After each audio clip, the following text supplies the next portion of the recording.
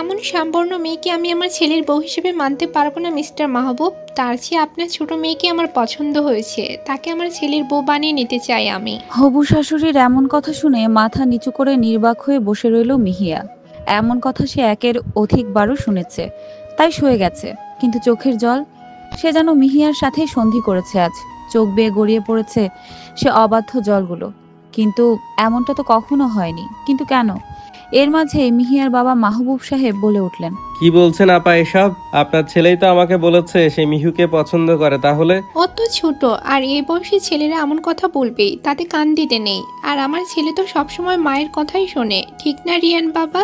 মিহিয়ার হবুবর রিয়ানও ওর মায়ের কথায় সম্মতিসূচক মাথা নাড়ালো। তার কথায় মাহবুব আলম চেঁচিয়ে বলে উঠলেন, এমন ভাব করছো যেন ভাজা মাছ উল্টো করে খেতে পারো না। আমার মেয়েটাকে নিয়ে এমন খেলা না খেললেও পারতে রিয়ান। এর ফল তো তুমি অবশ্যই পাবে, আর সেটা আজ হোক বা কাল। বলেই মিহিয়ার বাবা রাগে ক্ষোভে হনহন করে সেখান থেকে প্রস্থান করলেন। মাহবুব আলম নিজ রুমে এসে মাথা নিচু করে বসে রইলেন। আজ তার একটি সিদ্ধান্তে তার ছোট্ট মিহুর জীবন তছনছ হয়ে গেল। সেদিন যদি রোকেয়াকে তার ঘরে না আনতো তার মেয়ের মা হিসেবে, তাহলে আজ কতই না সুখে থাকতো তার মেয়েটি। তিনি হাতের উল্টো পিঠ দিয়ে চোখের জল মুছলেন। কি করবেন তিনি?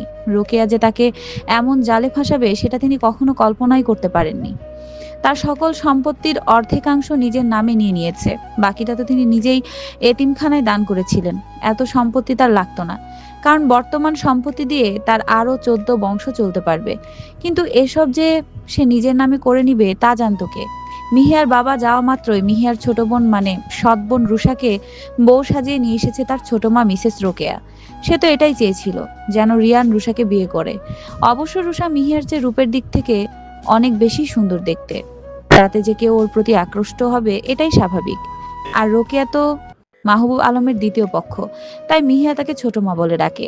এর মাঝে রিয়ানের মা বলে উঠল, তো মিসেস মাহবুব, আমরা আজই আকরটি সেরে ফেলতে চাই, কি বলেন আপনি? হ্যাঁ অবশ্যই, শুভ কাজে দেরি না করাই ভালো। তাদের এই কথাবার্তায় যেন মিহিয়ার হৃদয়টা যেন ফেটে যাচ্ছে।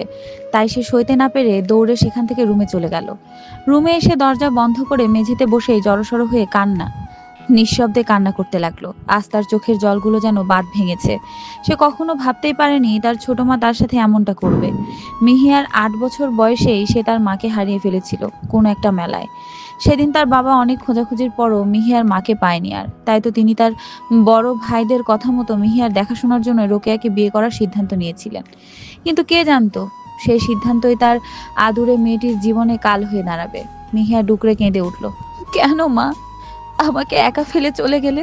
শুনছো না তুমি? তোমার এই ছোট্ট মিহুটির বুক ফাটা আর্তনাদ। কেউই আমাকে আর ভালোবাসে না, শুধু বাবাই ছাড়া। নিঃশব্দে কান্না করতে করতে চোখগুলো ফুলে উঠল মিহিয়ার। সে দ্রুত ওয়াশরুমে গেল। মুখে পানির ঝাপটা দিয়ে ফ্রেশ হয়ে রুম থেকে বেরিয়ে কিচেনে গেল।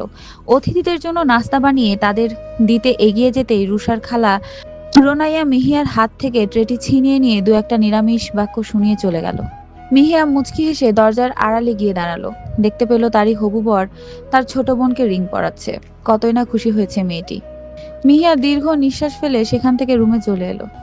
দিন দুয়েক চলে গেল এমন করেই, কিন্তু মিহিয়ার প্রতি অত্যাচার তো আর থামছেই না। ভার্সিটির ক্লাস শেষ হতে না হতেই বাড়িতে হাজির হতে হয়। এই সময় সকলে আড্ডা দেয় ভার্সিটিতে, আর সে দৌড়ে বাড়ি যাওয়ার উদ্দেশ্যে। পৌঁছাতে দেরি হলেই তার খাওয়া বন্ধ। সেদিনের জন্য তার সাথে গরম খুন্তির ছ্যাঁক মুখ বুজে সহ্য করে সে। এছাড়া আর নেই কোনো উপায়। কোথায় যাবে সে? কার কাছে যাবে? নেই কোনো চেনা পরিচিত আত্মীয়। ওর আপন বলতে একমাত্র তার ফুপি ও 2 ফুফাতো বোন রিয়াপু আর তনিমাপু। তারাই তাকে ভীষণ রকম ভালোবাসে। তবে তারা থাকে ঢাকা শহরের বাইরে, যেখানে যাওয়া একদমই সম্ভব নয় মিহিয়ার কাছে। কিন্তু তার বাবার প্রতি তার এক রাশ অভিমান জমা হয়ে আছে। কারণ তার প্রতি এমন অত্যাচারে তার বাবা কিচ্ছুটিই বলেন না রোকেয়া বেগমকে। কেমনেই বা বলবেন? মিহিয়া তো আর জানে না কেন মাহবুব আলম রোকেয়া বেগমকে কিছুই বলেন না। মিহিয়ার আজ তার বেস্ট ফ্রেন্ড ছায়ার সাথে একটা কনসার্টে যাওয়ার কথা, কারণ সেখানে তার ফেভারিট সিঙ্গার ASA আসবে। মানে আহান সারফারাজ আদ্র, হাজারো মেয়ের ক্রাশ, মিহিয়ারও ক্রাশ বলা চলে, যার এক টুকরো চাহনিতে যে কোনো মেয়েরই হার্টবিট মিস হয়ে যায়। মোস্ট এলিজেবল ব্যাচেলর হিসেবে যার নাম ডাক, সে আজ আসবে উত্তরা সেই কনসার্টে। সেখানে ভিড় করেছে হাজারো মেয়ে, মিহিয়ার ছায়াও সেখানে উপস্থিত হয়েছে কিছুক্ষণ আগে। আহান সারফারাজ আদ্র পৌঁছেছে বেশ কিছুক্ষণ আগে। অবশ্য কনসার্ট শুরু হতে এখনো সময় আছে। জাস্ট আদ্রের কণ্ঠ শুনতে বিমোহিত মনে সেখানে বসে আছে মেয়েরা। বেশ অনেকক্ষণ হলো কনসার্ট শুরু হয়েছে। আদ্র গান গাইছে যেটা মিহিয়া প্রতিনিয়ত শোনে, দিল কো কারা রায়া, মিহিয়ার ফেভারিট একটা গান। মিহিয়াও মনে মনে খুশি হয়েছে এটা ভেবে যে তার ক্রাশ তারই ফেভারিট গানটি গাইছে, তাতে সেও মনে মনে সুর মেলাচ্ছে। গানটা এতটাই সুন্দর করে গাইছে যেন তার ভাষা নেই সেটাকে এক্সপ্লেইন করার। প্রতিটি লাইন যেন সে নিজ আবেগ দিয়ে গেয়েছে। এতটা ইমপ্রেসিভ ছিল সেই গানের সুর যে যে কেউই তার প্রেমে পড়তে বাধ্য। গান শেষ হওয়া মাত্রই চারদিক থেকে হই হুল্লোড় শুরু হয়ে গেল। মিহিয়ার ছায়া সেখান থেকে যাওয়ার প্রস্তুতি নিচ্ছে।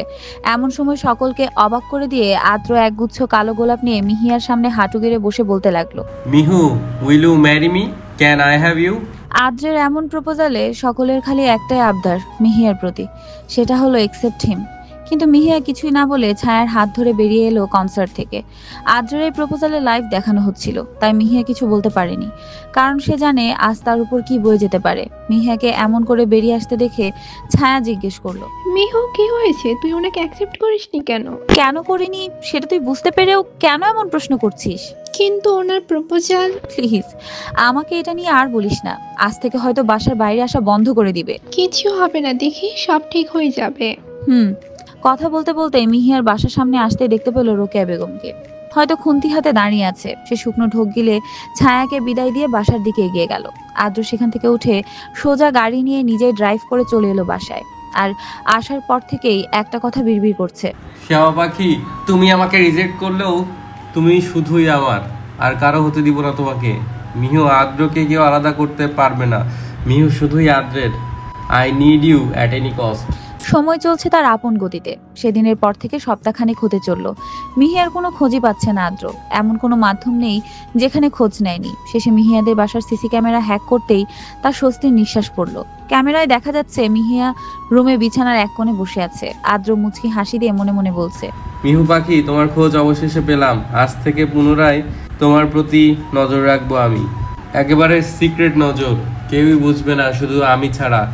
আর তোর প্রতি করা প্রতিটা অন্যায়ের শাস্তি তো আমি মিসেস রোকেয়া, মিসেস মাহবুবকে দিবই, সাথে তোমার প্রাণপ্রিয় পিতাজানকেও। সব কিছুর মূল খলনায়ক তো উনি। আমি যা জানি ওনার সম্পর্কে তার সামান্য পরিমাণও তুমি জানো না মিহু পাখি। আনমনে মোবাইলটা হাতে নিয়ে মিহিয়ার প্রতিটা ছবি খুব যত্ন সহকারে দেখছে আদ্র। তার শ্যামা পাখিটা আসলেই মায়াবতী, অসম্ভব মায়াবী। কাজল কালো আঁখি যুগলের পানে তাকিয়ে যেন হাজারটা বছর পার করে দিতে পারবে।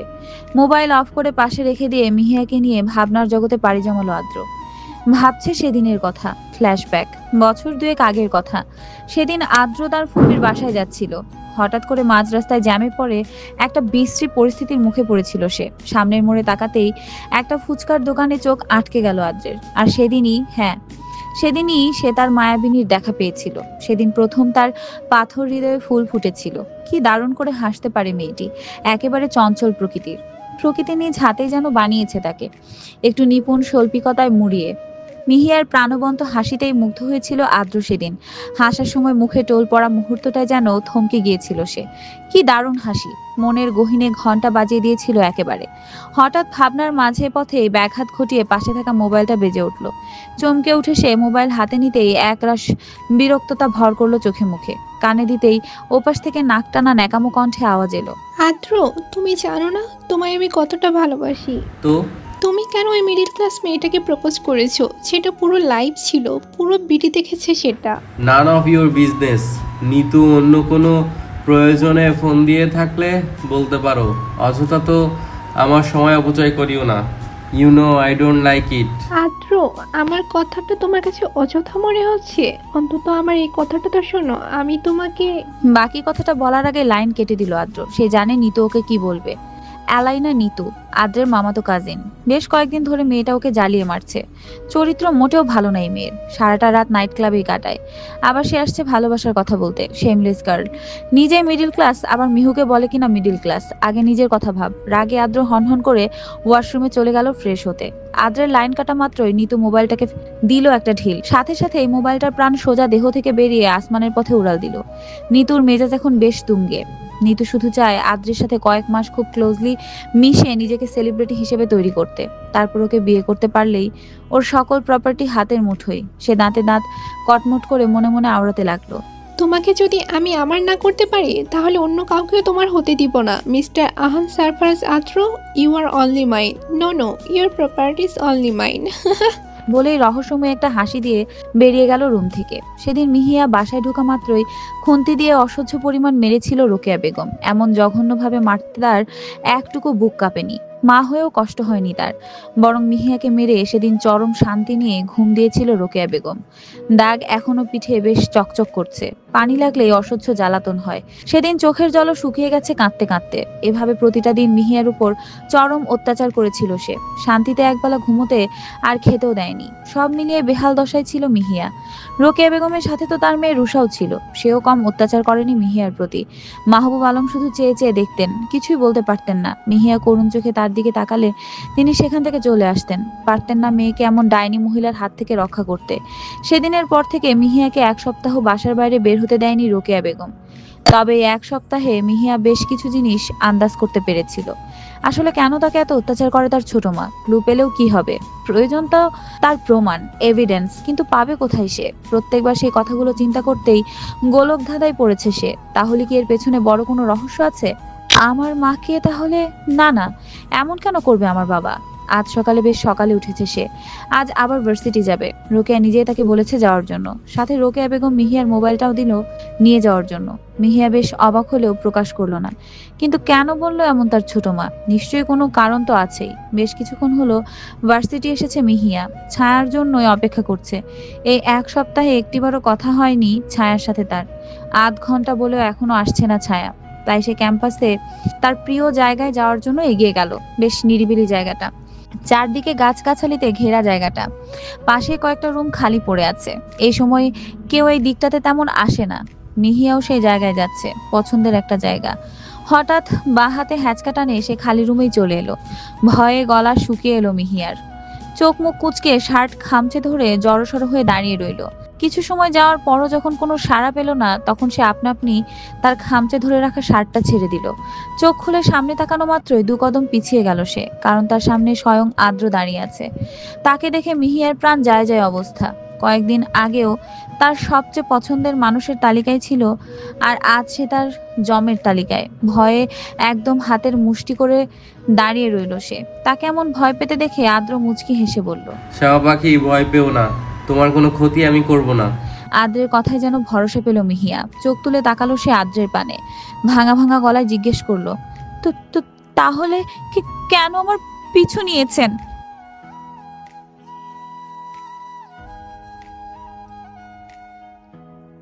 রিল্যাক্স, এত ভয় পেও না মিহু পাখি।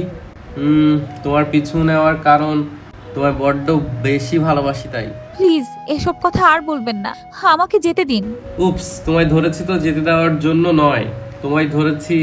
আদ্রের কথা শেষ হওয়ার আগেই মিহিয়া চেঁচিয়ে রেগে বলে উঠল, কেন ধরেছেন আমাকে mister Adro? Tell me, why do you get me here?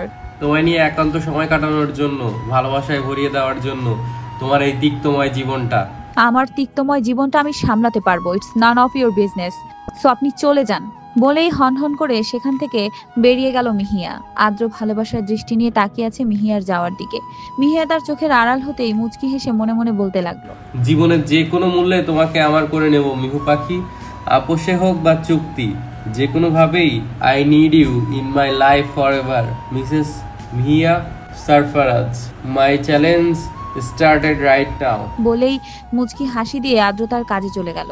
বেশ শান্তিতে কাটবে আজকের সময়টা আদ্রের। প্রেয়সীর দেখা নিয়ে যাচ্ছে খুশি মনে। তবে চঞ্চল মেয়েটার জীবনটাকে যারা এমন ভাবে হেলে পরিণত করেছে, তাদের কিছুতেই ছাড়বে না আদ্র। শরৎকে বলা হয় শুভ্রতার প্রতীক। সাদা কাশফুল, শিউলি, স্নিগ্ধ জ্যোৎস্না, আলো ছায়ার খেলা দিনভর, এইসব মিলেই তো শরৎ। শরতের স্নিগ্ধতা এক কথায় অসাধারণ। জলহারা শুভ্র মেঘের দল যখন নীল নির্জন নির্মল আকাশে পথ সঞ্চার করে তখন আমরা বুঝতে পারি শরৎ এসেছে।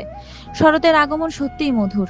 ঝকঝকে কাঁচের মতো স্বচ্ছ নীল আকাশ, আর তার মধ্যে পেঁজা তুলার মতো সাদা মেঘমালা। এসব নিয়ে প্রকৃতি বরণ করে নেয় শরৎকালকে। কাশফুলের রাশি অপরূপ শোভা ছড়ায়। কাশফুলের এই অপরূপ সৌন্দর্য পুলকিত করেনি এমন মানুষ খুঁজে মেলা ভার। গাছে গাছে শিউলির মন ভুলানো সুবাসে অনুভূত হয় শরতের ছোঁয়া। শরতের মেঘহীন আকাশে গুচ্ছ গুচ্ছ কাশফুলের মতো সাদা মেঘের ভেলা কেড়ে নেয় মন। শরৎকালেও বর্ষণ হয়, তবে বর্ষার মতো অবিরাম নয়, বরং শরতের বৃষ্টি মনে আনন্দের বার্তা বয়ে আনে। চারপাশে শুভ্রতার মাঝে বৃষ্টির ফোঁটা যেন আনন্দ বাড়ি। বৃষ্টি শেষে আবারও রোদ। দিগন্ত জুড়ে সাতরঙা হাসি দিয়ে ফুটে ওঠে রংধনু। প্রকৃতির এই অপরূপ যেন প্রিয় মানুষের সান্নিধ্য চায়। হয়তো ইচ্ছে হয় গধূলির ওপারে হারিয়ে যেতে প্রিয়জনের হাতটি ধরে। ছাদে খোলা আকাশের নিচে দাঁড়িয়ে আছে আদ্র, প্রকৃতির পানে চেয়ে আছে মুগ্ধ নয়নে। শরতের মেঘহীন আকাশের দিকে তাকিয়ে আছে এক মনেই। কিছু দূরে সারি সারি মেঘের ছোট্ট ভেলা দেখা যাচ্ছে। এমনই এক গধূলিতে হারিয়ে যেতে চায় আদ্র তার মিহু পাখিকে নিয়ে, তার প্রেয়সীর হাত ধরে। আদ্রের মনটা আজ বেশ খুশি, কারণ তার মা নিজেই বলেছে সে মিহিয়াকে নিজের পুত্রবধূ হিসেবে দেখতে চায়। যে মানুষটি প্রেম ভালোবাসাকে এতটাই ঘৃণা করত যে নিজ মেয়েকে পর্যন্ত মেনে নেননি, আজ সেই মানুষটাই বলছে সে তার ছেলের পছন্দের মানুষকেই পুত্রবধূ হিসেবে চাইছে। এর যে খুশির খবর আর কি আছে আদ্রর জন্য। এখন শুধু মিহিয়ার রাজি হওয়ার পালা, তাহলে সে একেবারে তাকে আপন করে নিবে। আদ্র কথাগুলো আনমনে ভাবতেই তার ফোনে কল এলো। হঠাৎ এমন হওয়াতে সে একটু বিরক্ত হলো, তবে স্ক্রিনে থাকা নামটা দেখে তার হুঁশ উড়ে যাওয়ার উপক্রম। যে মানুষের পেছনে ঘুরতে ঘুরতে সে আজ ক্লান্ত প্রায়, আজ সেই মানুষটাই তাকে ফোন করেছে।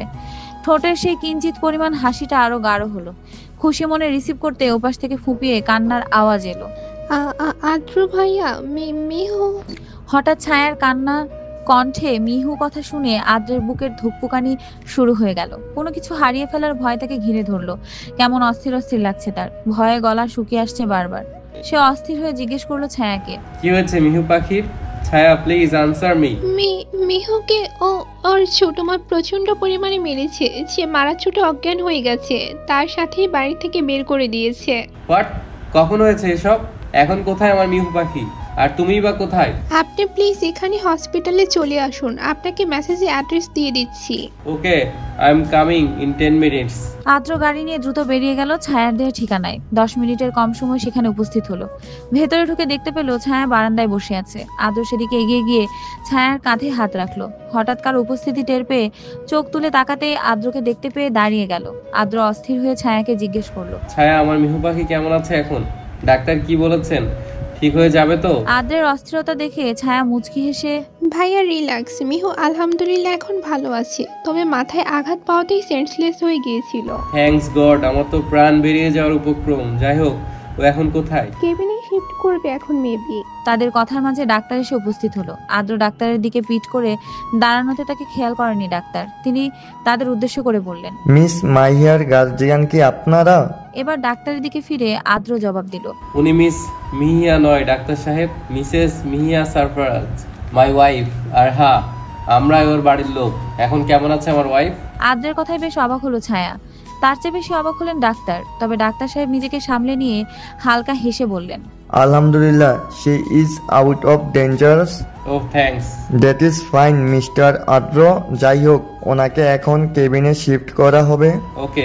ইট ইজ মাই প্লেজার। তবে স্ত্রীর প্রতি খেয়াল রাখবেন। আদ্র ডাক্তারের উদ্দেশ্যে মুচকি হেসে জবাব দিল। Yeah sure. পিটপিট করে চোখ খুলতেই নিজেকে একটা আবদ্ধ ঘরে আবিষ্কার করলো মিহিয়া। ধীরে ধীরে উঠে বসলো সে। তাকিয়ে দেখলো চারদিকটা। ঘর বেশ বড় বললেই চলে, বেশ সুন্দর আর গোছালো রুমটা।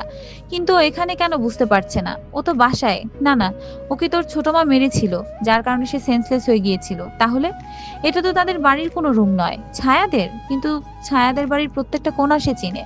তাহলে কার বাড়ি? সে এলোই বা কিভাবে? হঠাৎ ওয়াশরুমের দরজা খুলতে চমকে উঠলো মিহিয়া। মিহিয়াকে চমকে দিয়ে সেখান থেকে বেরিয়ে এলো আদ্র। আদ্রকে এমন অবস্থায় দেখে রুমে ভয় পেয়ে গেল মিহিয়া। ভয় পেয়ে জড়সড় হয়ে বসলো। দুই হাঁটুর মাঝে মাথা দিয়ে ফুঁপিয়ে কান্না করে দিল সে। আদ্রের এতক্ষণ খেয়ালই ছিল না তার রুমে আরেকজন মানুষের অস্তিত্ব বিরাজ করছে। কারো ফুপিয়ে কান্নার আওয়াজে পেছনে ফিরতেই মিহিয়াকে দেখে স্বস্তির নিঃশ্বাস ফেললো, কিন্তু বুঝতে পারলো না সে কেন কান্না করছে। দ্রুত কাবার থেকে কাপড় নিয়ে চেঞ্জ করে নিল। আদ্রের ডাকে মাথা উঁচু করে তাকালো মিহিয়া। তার চোখে স্পষ্ট ভয়ের আভা ফুটে উঠেছে। মিহিয়ার কাছে গিয়ে দুগালে হাত দিয়ে জিজ্ঞেস করলো, মিহু পাখি কেমন লাগছে এখন? আমি এখানে কেন? প্লিজ আমাকে যেতে দিন। ফুপিয়ে কান্না করতে করতে বলল মিহিয়া। বেশ, যাবে, তবে সুস্থ হও। আমি এখনই যাব। এত কথা বলো কেন তুমি? আদ্রের ধমকে চুপসে গেল মিহিয়া। আদ্র এবার গম্ভীর কণ্ঠে জিজ্ঞেস করলো, মিহু, সেদিন কি হয়েছিল? তোমার এমন অবস্থা কে করেছিল? আদ্রের গম্ভীরতা মিহিয়ার মনে ভয় ধরিয়ে দিল। এমনিতেই কিছুক্ষণ আগে ধমকে চুপসে গিয়েছিল, না জানে এখন যদি উত্তর না দেয় তাহলে। মিহিয়ার ভাবনার মাঝে আদ্র রেগে বলে উঠল, এই মেয়ে, কথা কানা যায় না। কি হয়েছিল বললাম সেদিন? সবটাই বলবা, মানে সবটাই। মিহিয়া এবার চোখ ছোট ছোট করে রেগে বলে উঠল, এই মিস্টার তিতো করলা, কথায় কথায় তো ধমক দেন কেন? বলছি এবার শুনুন। তারপর সব ঘটনাই বলল। প্রতিটা সেকেন্ডের হিসাব দিল আদ্রকে। মিহিয়ার কথাগুলো শুনে আদ্র রাগে বোম হয়ে গেল, যেন এখনই ব্লাস্ট হবে। সে হাত যুগল মুষ্টিবদ্ধ করেও নিজেকে দমাতে পারছে না। তার প্রিয়তমার সাথে করা অন্যায় সে কখনো মেনে নিবে না।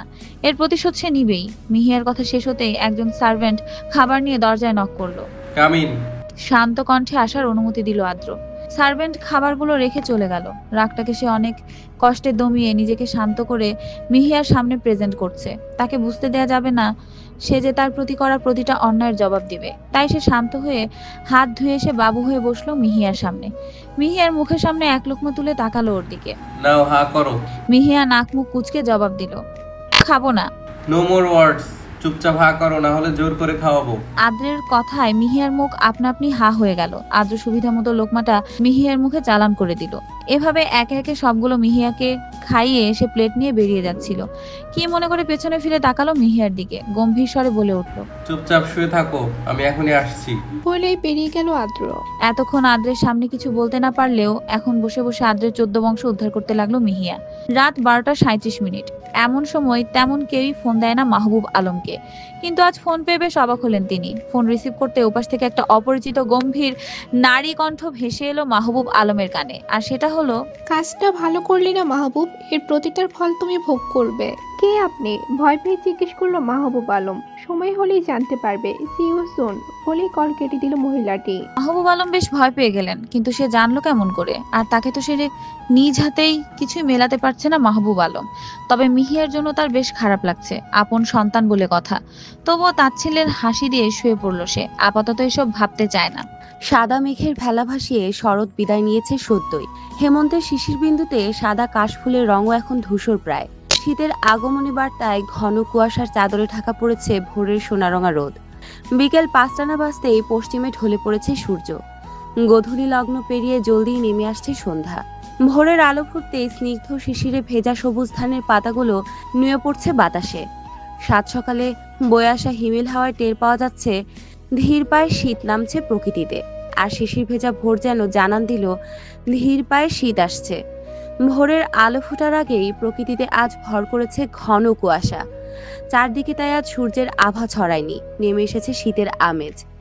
শীতের সকালে বাগানে খালি পায়ে শিশিরে ভেজা ঘাসের উপর আপন মনে হাঁটছে মিহিয়া। অনেকদিন পর এমন সুযোগ পেয়ে খুবই খুশি সে। শীতের জানান দিতেই কুয়াশায় আচ্ছন্ন চারিদিকটা। ওই বাড়িতে থাকাকালীন সময়ে শুধু অত্যাচারের কারণে একটুকু শান্তিতে থাকতে পারেনি সে। সেখানে শিশির ভেজা সকাল তো দূরে থাক, আজ এই মিষ্টিময় মুহূর্তে মিহিয়ার সাথে সাথে আছে শাহানা ইয়াসমিন, আদ্রর মা। উনি একেবারেই চলে এসেছিলেন সেদিনই, যেদিন মিহিয়া এসেছিল সালসাবিল মঞ্জিলে। সেদিনের পর থেকেই মিহিয়াকে নিজের মেয়ের মতন আগলে রেখেছেন শাহানা ইয়াসমিন। হঠাৎ আজ সকালবেলা মিহিয়া আবদার করে বসলো সে নাকি বাগানে হাঁটবে, তাও খালি পায়ে। তিনি কি আর ফেলতে পারেন তার মেয়ের কথা? তিনিও সায় দিলেন মিহিয়ার কথায়। দুজন একসাথে হাঁটবে শিশির ভেজা সকালে। তাই তো আজ সকাল সকাল বেরিয়ে বাড়ির বাগানটাতে হাঁটছেন মিহিয়াকে নিয়ে। মিহির বাচ্চামোগুলো খিলখিলিয়ে হাসি সব মিলিয়ে একটা ভালো লাগার মুহূর্ত গড়ে তুলছে আদ্রর মার জন্য। আন্টি, আজ সকালটা বেশ ফুরফুরে, তাই না? রে মা, জানিস তোর আঙ্কেলের সাথে কতই না সময় কাটিয়েছি, এমন বেশ রোমাঞ্চনীয় ছিল। তাই তো আজ কেমন লাগছে? তোমার সাথে বেশ লাগছে। আমারও আজ প্রথম শীতের সকাল, তোমার সাথে খুব ভালো লাগছে। এভাবে কথা বলছে দুজন আর আশেপাশে ঘুরছে। মিহিয়াকে নিজের পুত্রবধূ করার আরো একটা মোক্ষম সুযোগ নিলেন তিনি। এর হয়তো একটা কারণ আছে, যেটা সকলের অজানা। সবকিছু সঠিক হলে শাহানা ইয়াসমিনের মোক্ষম চালটাই চালবেন। হঠাৎ আদ্রকে এক ধ্যানে মিহিয়ার দিকে তাকিয়ে থাকতে দেখে মুচকি হাসলেন শাহানা ইয়াসমিন। নিজেই সেখান থেকে সরে এলেন, সুযোগ করে দিলেন আদ্রকে। আদ্র বুঝতে পেরে সেই সুযোগে মিহিয়ার দিকে এগিয়ে গেল। অনেকক্ষণ ধরে শাহানা ইয়াসমিনের উপস্থিতি না পেয়ে পেছনে ফিরে তাকাতেই চমকে উঠল মিহিয়া, কারণ তার ঠিক পেছনে আদ্র দুহাত গুজে দাঁড়িয়ে আছে, মুখে মুচকি হাসি, যেটা যে কোনো মেয়েকেই ঘায়েল করতে যথেষ্ট। আর সেটাই এখন মিহিয়ার একমাত্র ভয়ের কারণ। আদ্র ঘোর লাগা দৃষ্টিতে মিহিয়ার দিকে তাকিয়ে আছে। মিহিয়াও তাকিয়ে আছে তার চোখের দিকে। কতটা গভীর তার দু চোখ, সরু চ্যাপ্টা নাক, দু চোখের ঠিক নিচে লালচে একটা তিল, সিল্কি চুল, যা ছেলেদের থাকতে নেই। সব মিলিয়ে একদম পারফেক্ট। মিহিয়া কখনো এতটা সামনে থেকে কোনো পুরুষ মানুষের দিকে তাকায়নি যতটা আজ আদ্রের দিকে তাকিয়ে আছে। শ্যামা পাখি, আর কতভাবে আমায় খুন করবে তুমি? হঠাৎ আদ্রের এহেন কথায় অবাক না হয়ে পারল না মিহিয়া। মুখ দিয়ে আপনা আপনি বের হয়ে এলো, মানে হলো, তুমি এমন চুল ছেড়ে দিলে কেন? জানো এই রূপে বারবার খুন হই আমি। যতবারই তুমি এই রূপে আমার সামনে আসো ততবারই আমি নিজেকে সামলাতে পারি না, যে বারবার ইচ্ছে করে তোমার মাঝে নিজেকে বিলিয়ে দিই। ইস, শখ কত! আপনি কেন আমার মাঝে নিজেকে বিলিয়ে দিবেন? এবার আদ্রের কথায় মুখ ভেঙচি দিয়ে জবাব দিল মিহি, ভালোবাসি তাই। কিন্তু আমি তো বাসি না। বলেই হঠাৎ সে লজ্জামাখা মুচকি হাসি দিয়ে সেখান থেকে দৌড়ে চলে গেল। আদ্র বোকার মতন মিহিয়ার যাওয়ার দিকে তাকিয়ে রইল। কিছুক্ষণ পর নিজের মাথায় চাপড় দিল। আজও বোকা বানালো মিহু পাখি আমায়। উফ, মেয়েটা নির্ঘাত খুন করবে আমায়। আবারও একই কায়দায় মিহু তাকে মিষ্টি হাসি দিয়ে বোকা বানিয়ে চলে গেছে। এমন করে গত 2 মাস যাবৎ যতবারই আদ্র তার কাছে আসতে চায় ততবারই সে তাকে বোকা বানিয়ে চলে যায়। হ্যাঁ, সেদিনের পর থেকে এখন মিহি আদ্রর বাসায় থাকে। রুমে এসে বুকে হাত দিয়ে হাঁপাচ্ছে সে।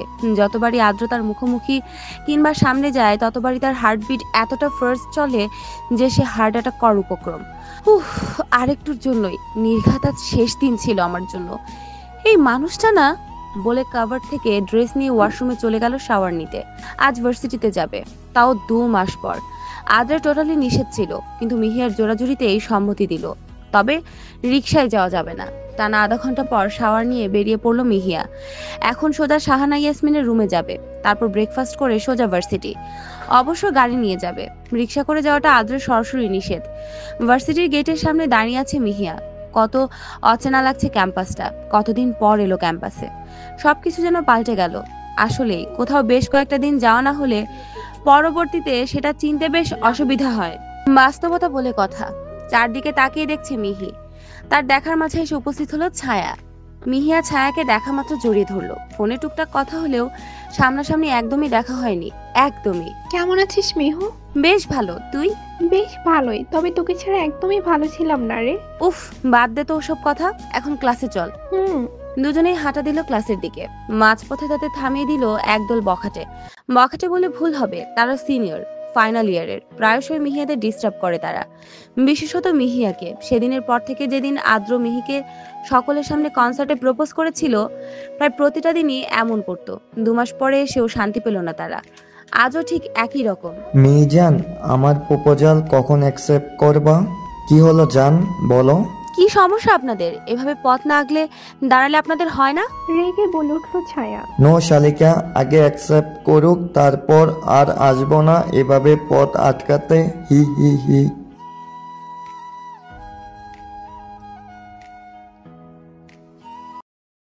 মিহিয়া তাদের সাথে আর কথা না বলে ছায়ার হাত ধরে নিয়ে এলো ক্লাসরুমে। তারপর প্রতিটা ক্লাস শেষ করে যে যার বাড়িতে চলে এলো। সেদিনের পর থেকে কেউ আর ফোন না করলেও বেশ ভয়ে ছিলেন মাহবুব আলম আর রোকেয়া বেগম। তবে ভয়টা আরো বাড়িয়ে দিল কিছুক্ষণ আগের ফোনটা, তাও রাত 3:33। এত রাতে ফোন দিলে মানুষের নিশ্চয়ই ভয় হওয়ারই কথা। ঠিক একই রকম ভয় পেলেন তারা। ভাবছেন তাদেরকে নিশ্চয়ই কোনো গভীর চক্রান্তে ফেসেছেন তারা। কিন্তু তাদের এমন করে হুমকি দেওয়ার মানে বুঝতে পারছেন না তারা। সর্বশেষ যে ছিল তাকে তো নিঃশেষ করে দিয়েছিল, সব শেষে তার মেয়েকেও। কিন্তু কেন তাদের আবারও এমন হুমকির সম্মুখীন হতে হচ্ছে? তাহলে তাদের সাথে অন্য কারো শত্রুতা সৃষ্টি হয়ে গেল, নাকি পূর্বেকার জের ধরে কেউ তাদের এমন হুমকি দিচ্ছে, নাকি তাদের চেনা জানা কেউ? কেই বা হতে পারে? তাদের মনের ভেতর চলছে এসব আজগুবি চিন্তা ভাবনা। সামনে কি ঝড় আসতে চলেছে সেটাই ভাবছেন মিস্টার মাহবুব ও মিসেস রোকেয়া। তবে আগন্তুকের বলে শেষ কথাটার হিসাব কিছুতেই মেলাতে পারছে না তারা। তাদের জন্য অপেক্ষা করছে ভয়ানক কোনো শাস্তি। যেটা তাদের অজানা। শীতের সন্ধ্যায় পাখিরা সব ফিরে যায় আপন নীড়ে। অন্ধকারের শুরুতেই কুয়াশার আচ্ছাদিত হয়ে যায় চারিদিকটা। শিশিরে ভিজে যায় তৃষ্ণার্ত প্রকৃতি। সবচেয়ে সুন্দর দৃশ্য শীতের বিকালবেলা। সূর্যের অস্ত যাওয়া মুহূর্তের সময়টা রক্তলাল হয়ে ওঠে পশ্চিমা আকাশ। আর সবচেয়ে লোভনীয় শীতের এই রাতখানা, যেথায় একদিকে কিছু মানুষ প্রিয়জনের সাথে সেরা মুহূর্তগুলো কাটানোর স্বপ্নে বিভোর হয়, অন্যদিকে কিছু মানুষ খুব কাছের মানুষের কাছ থেকে পাওয়া অবহেলা নিয়ে নির্ঘুম রাত কাটিয়ে দেয়। নির্ঘুম রাত কাটানো মানুষদের মাঝে মিহিয়াও একজন হয়ে উঠেছে। কিছুদিন যাবৎ স্বপ্নে নিজ বাবাকে নৃশংসভাবে হত্যা হতে দেখে আতঙ্কে আছে মিহি। স্বপ্নে অসহ্য মৃত্যু যন্ত্রণায় কাতরায় মাহবুব আলম। কিন্তু তার বাবার এমন বেহাল দশা করা লোকটার চেহারা পুরোটাই ঝাপসা দেখে সে। অথচ সেই মুহূর্তে তার বাবার দিকে তাকালে স্পষ্ট মাহবুব আলমের রক্তাক্ত মুখখানা দেখতে পায়। কিন্তু আগন্তুক ব্যক্তির চেহারা সম্পূর্ণই ঝাপসা। কিন্তু কেন? লোকটি কি পুরুষ নাকি মহিলা সেটা বুঝতে না পারলেও সেটা বুঝতে পেরেছে তার বেশভূষা অনেকটা মহিলার মতন। তাহলে কি তার বাবার এমন দশার পেছনে অন্য কোনো রহস্য আছে? স্বপ্নটা তার শোনা রোকেয়ার কথাগুলোর সাথে অনেকটা মিলে যায়, যার কারণে রোকেয়া ভাড়া করা লোকদের দিয়ে মেরে বাড়ির বাইরে রাস্তায় ফেলে দিয়েছিল। তাহলে কি তার স্বপ্ন আর বাস্তবে রোকেয়ার মাঝে কোনো রহস্য লুকিয়ে আছে? ভাবতে থাকে সে। ঘুমের ঘোরে এমন ভয়ঙ্কর স্বপ্নটায় খালি দেখছে সে। সকালে নিজ রুমে বসে এসব নিয়ে গভীর চিন্তায় মগ্ন সে। ভাবনায় ছেদ পড়লো শাহানা ইয়াসমিনের ডাকে। মিহিমা, কি ভাবছো? শাহানা ইয়াসমিনের ডাকে প্রথমে হকচকিয়ে গেলেও পরে নিজেকে সামলে হালকা হেসে উত্তর দিল, এই তো মামুনি, কিছু না, এই এমনি বসেছিলাম। আর সামনে পরীক্ষা তো, তাই একটু টেনশন হচ্ছে।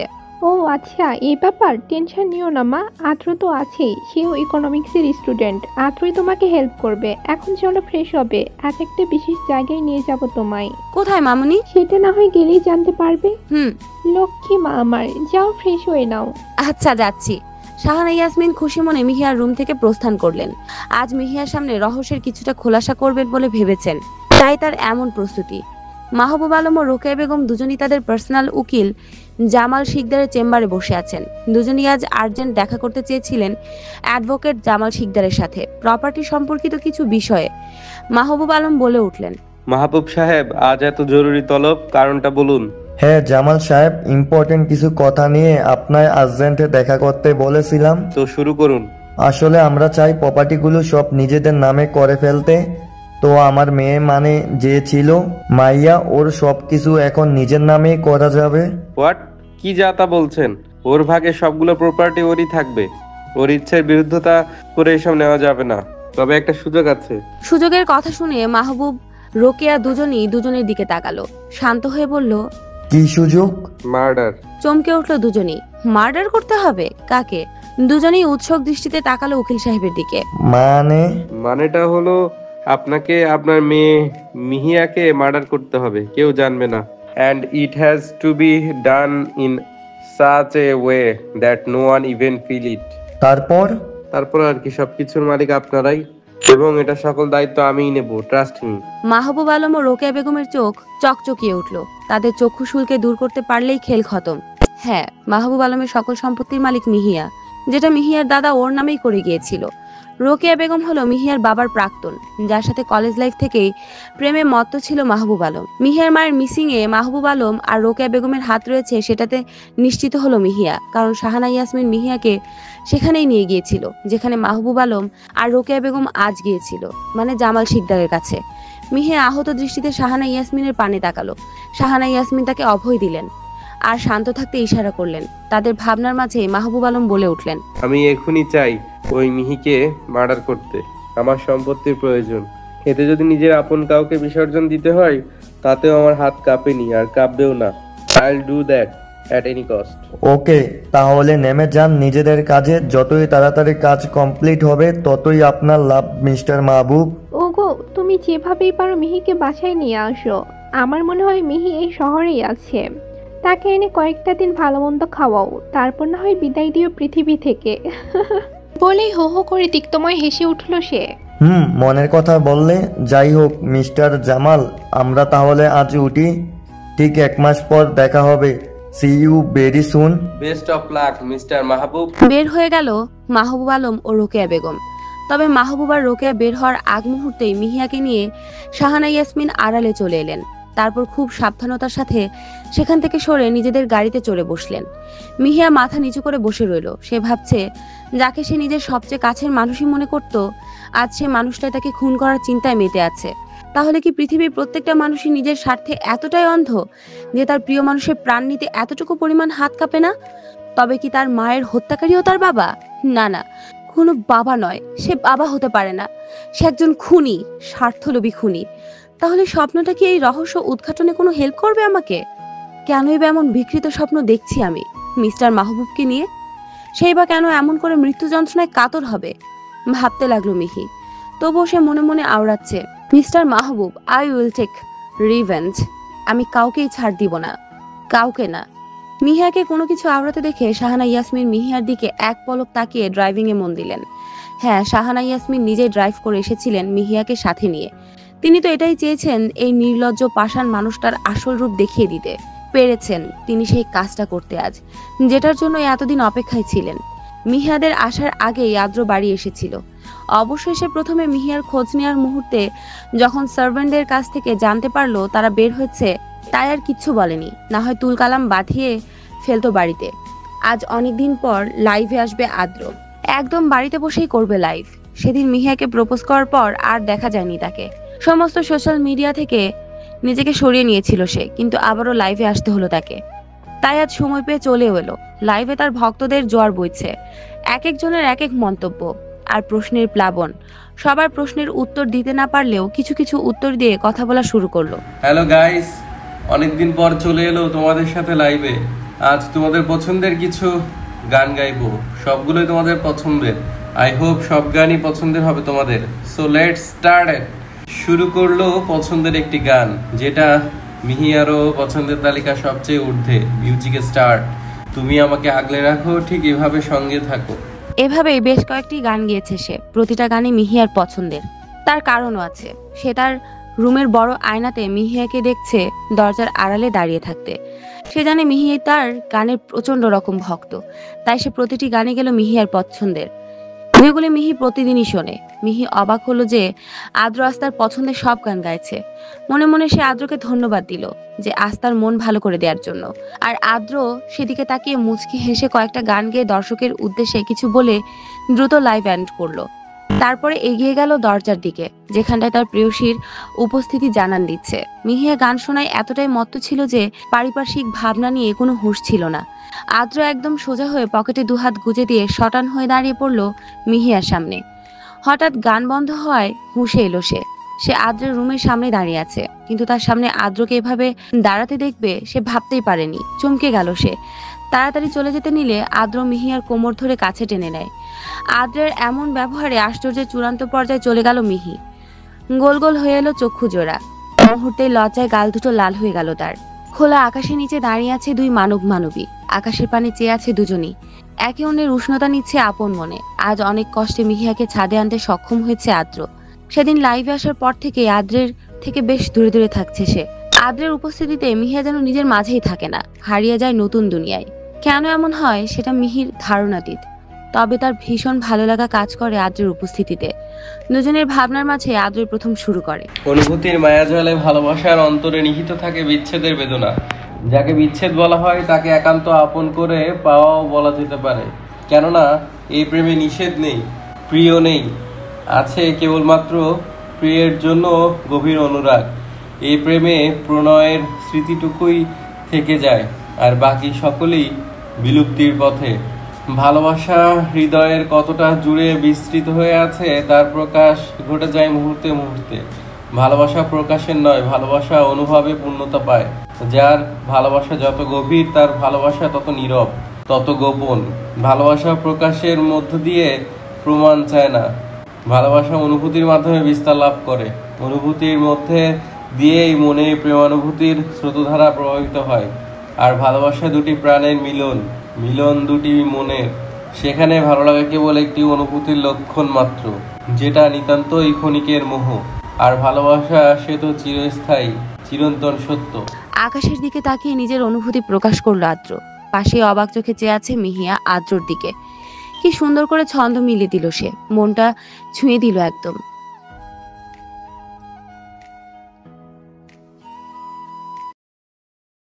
এ কদিনে আদ্রের প্রতি বেশ দুর্বলতা অনুভব করেছে সে।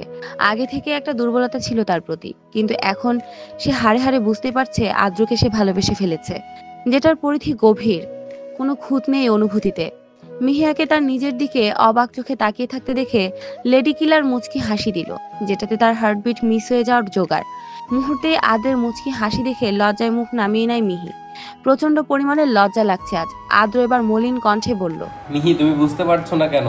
তোমায় ভালোবাসি, আমি প্রচন্ড পরিমাণে ভালোবাসি। আই লাভ ইউ মিহি। অ্যান্সার মি মিহি। আচ্ছা, কি করলে তুমি আমায় বুঝবে বলো? চমকে গেল মিহি। এই প্রথম আদ্র তাকে মিহি বলে সম্বোধন করলো। যে মানুষটা তাকে কত নামে ডাকতো, আজ তার এমন অসহায়তে থমকে গেল সে। কিছুক্ষণ আগের মুহূর্তেও আদ্র তাকে মিহু পাখি, শ্যামা পাখি, আরো কত নামে ডেকেছে, কিন্তু এখন আদ্রের এই করুণ কণ্ঠ মুহূর্তেই মিহিয়ার হৃদয়টাকে ক্ষত বিক্ষত করে দিচ্ছে। সে আদ্রের অনুভূতি বুঝতে পেরেছে। আদ্র তাকে ভালোবাসে, নিজের চেয়েও বেশি। এটাও বুঝতে পারছে আদ্র তাকে ছাড়া কতটা অসহায়। সাথে সাথে মিহিয়া নিজের সকল জড়তা ভুলে আদ্রের দুপায়ের উপর নিজের দুপা রেখে আদ্রের কপালে কপাল ঠেকালো। তারপর দু চোখ বন্ধ করে সরাসরি বলে ফেললো, আমিও ভালোবাসি আপনাকে। হ্যাঁ, সেই প্রথম থেকেই। Love you too mister Ahan Sarfaraz Adro, এক নিঃশ্বাসে বলে দিল মিহি। মিহিয়ার কথায় অবাক হলেও মুখে বিজয়ের হাসি, যেন সে বিশ্ব জয় করে নিয়েছে মুহূর্তেই। মুখের হাসিটা চওড়া করে মিহিকে বলে উঠল, সত্যি বলছো মিহু পাখি? Are you serious? এবার বেশ লজ্জা পেল মিহিয়া। এমনিতেই যে কাজ করলো তাতে তার অবস্থা যায় যায়। এখন আদ্রের প্রশ্নের উত্তর দিবে কি? সে তো সিরিয়াসলি আদ্রকে ভালোবাসে, তাহলে সে আবার এই প্রশ্ন করছে কেন? তার নীরবতা দেখে আদ্রর মনটা খুশিতে তড়াক করে লাফিয়ে উঠল। সত্যি মিহু পাখি, আজ আমি ভীষণ রকম খুশি। আমার প্রপোজাল এট লাস্ট তুমি অ্যাকসেপ্ট করলা। I am happy today. বলেই মুহূর্তে মিহিয়াকে কোলে তুলে নিল আদ্র। কি করছেন কি? পড়ে যাব। কথা বলার আগে মিহিকে চুপ করে দিল আদ্র। No more words, just enjoy this moment. You don't know what? It's our first loving day. আদ্রের কথায় চুপ হয়ে গেল মিহি। সেও তো উপভোগ করতে চায় তার ভালোবাসার প্রথম দিন, তাই চুপ করে আদ্রের কর্মকাণ্ড দেখছে। কখনো এতটা কাছে আসেনি কোনো পুরুষের, তাই ফিলিংসটা একটু বেশি রোমান্টিক ওর জন্য। এভাবে সূচনা হলো নতুন একটা বিশুদ্ধতম ভালোবাসার। তাদের জন্য একরাশ শুভকামনা প্রকাশ করলো আড়ালে লুকিয়ে থাকা শাহানা ইয়াসমিন। হ্যাঁ, তিনিও শুনতে চেয়েছিলেন মিহিয়ার মনের কথাটা। তিনি আগেই বুঝেছিলেন মিহিয়া আদ্রকে পছন্দ করে, শুধু পছন্দ নয়, মনে মনে ভালোবাসে। তাই আদ্রকে বুঝিয়ে বলেছিলেন যেন সে আরো একবার তার মনের কথাটা মিহিয়ার সামনে প্রকাশ করে। তাই করলো আদ্র। 2 বছর পর বিডিতে পা রাখলো নিতু, নিহারিকা নিতু। আহান সারফারাজ আদ্রের মামাতো কাজিন, তবে তাকে একদমই দেখতে পারে না আদ্রের মা শাহানা ইয়াসমিন। আপন ভাইয়ের মেয়ে হলেও ওর প্রতি একটা ঘৃণ্য মনোভাব কাজ করে শাহানা ইয়াসমিনের কাছে। কেন দেখতে পারে না সেটা শাহানা ইয়াসমিনের অজানা, তবে তাকে অপছন্দের বিষয়টি তার কাজে কর্মে বুঝতে পেরেছিলেন নিতু। কিন্তু সেটার ধার ধারে না সে, কারণ আদ্রকে হাত করতে পারলেই তো হলো। আদ্রকে তার হাতের পুতুল বানিয়ে ওই বজ্জাত মহিলাকে বাড়ি ছাড়া করবে বলে আশা করে সে। তা নিয়ে আপাতত মাথা ঘামাতে চায় না সে। এছাড়াও তার আরেকটি চমকপ্রদ পরিচয় আছে, সেটা হলো সে মাহবুব আলমের বেস্ট ফ্রেন্ড হায়দার জামানের একমাত্র মেয়ে, যেটা আর কেউ না জানলেও শাহানা ইয়াসমিন আর সাহেলা ইয়াসমিন ঠিকই জানতেন। সাহেলা ইয়াসমিন মিহিয়ার মা। তাদের 2 বোনেরই ছোট হলো হায়দার জামান। হায়দার জামানের ফ্যামিলি অবশ্য বিদেশেই থাকে, মানে সুইজারল্যান্ড। নিজস্ব ব্যবসা আছে তার সেখানে। তবে এখন শুধু নিতুই এসেছে বিডিতে। মাহবুব আলমের বাসায় থাকবে সে। তাকে নিয়ে যেতে রোকেয়া বেগম আর মাহবুব আলম এসেছেন। অবশ্য সে আদ্রের বাসায় থাকতে পারত, তবে সেটা তার কাজে বাধা দেয় মূল ফটক বলে মাহবুব আলম বাসায় থাকা। তাকে দেখে এগিয়ে এলো তারা দুজনই। কেমন আছো নিহামা? খানিকটা হাস্যজ্জ্বল মুখে জিজ্ঞেস করলেন রোকেয়া বেগম। বেশ ভালোই, আপনারা? হাসি মুখে উত্তর দিল নিতু। আমরাও ভালো। আচ্ছা, কথা তো বাসাতেও বলা যাবে, তাই না? বেশ ব্যস্ততার সাথেই কথা বললেন মাহবুব আলম। যেন সে এই মুহূর্তে বেশ ব্যস্ত। কেন সে এমন করছে সেটা একমাত্র সেই জানে। চলুন যাওয়া যাক। মুচকি হেসে মাহবুব আলমের কথায় সায় দিল নিতু। মাহবুব আলম ড্রাইভারকে নির্দেশ দিলেন মিতুর আনা জিনিসপত্রগুলো গাড়ির বগিতে নেয়ার জন্য। তারপর 3 জনই গাড়িতে উঠে বসলো। খুশি মনে 3 জন বাড়ির উদ্দেশ্যে রওনা দিল। সবার চেয়ে বেশি খুশি নিতু। বেশ খুশি সে আদ্রকে নিজের করে নিবে ভেবে। মুখে তার নিষ্ঠুরতার হাসি ফুটে উঠল, যেটা যে কারো জীবনকে ধ্বংস করে দিতেই যথেষ্ট। তবে সে এখনো জানে না এই তার নিষ্ঠুরতা তার নিয়তিকে কোন জায়গাতে দাঁড় করিয়ে দেয়। ফ্রান্সের রাজধানী শহর প্যারিসের কোনো একটি রাজকীয় বাড়িতে একরঙা একটা সোফায় বসে গভীর চিন্তায় মগ্ন একজন মধ্যবয়স্ক ব্যক্তি। বয়স বেশি হলে 50-এর কাছাকাছি হবে। মাথার চুলগুলো সবে হালকা পাক ধরেছে, তাতেই বেশ লাগছে তাকে। আর বাড়ির বাহিরেরটা যতই সুন্দর হোক না কেন, বাড়ির ভেতরকার সৌন্দর্যের সাথে বাইরের সৌন্দর্যের কোনো তুলনাই হয় না। তার ধ্যান ভাঙল একজন নারী কণ্ঠে। ডাক শোনা মাত্রই ধীরে ধীরে মাথা তুলে তাকালেন সেদিকে। অস্ফুট স্বরে উচ্চারণ করলেন, তোমাকে এই অবস্থা এখানে কে আসতে বলেছে শায়লা? বলে এক প্রকার অস্থির হয়ে ছুটে গেলেন মধ্যবয়স্ক লোকটি। তার এমন অস্থিরতা দেখে ঠোঁটের কোণে হাসির রেখা ফুটে উঠল সাহেলা ইয়াসমিনের। মনের অজান্তেই বলে ফেললেন, ঠিক আগের মতনই তুমি অস্থির হয়ে যাচ্ছ মাহবুব, ঠিক যেমনই আগে করতে। তো অস্থির হব না তো কি? এই শরীর এখানে কেন আসতে গেলে বলো তো? আহা, এত অস্থির না হয়ে বসতে দাও তো আমাকে। বলেই সাহেলা ইয়াসমিন সোফায় বসে পড়লেন। তার ঠিক পাশে বসলেন মাহবুব আলম। হ্যাঁ, এরা দুজনেই মিহিয়ার আসল বাবা মা, বাকি দুজনেই কালপ্রিট। তবে মাহবুব আলম বলে সেজে থাকা বাকি জন তো সেই যে প্রতিটা মানুষকে ধোঁকা দিয়ে নিজের স্বার্থ হাসিল করছে। আর কতদিন এভাবে থাকবে মাহবুব? আমার তো মিহিকে কাছে পেতে মন চাইছে। কতদিন কাছে পাই না আমার মেয়েটাকে।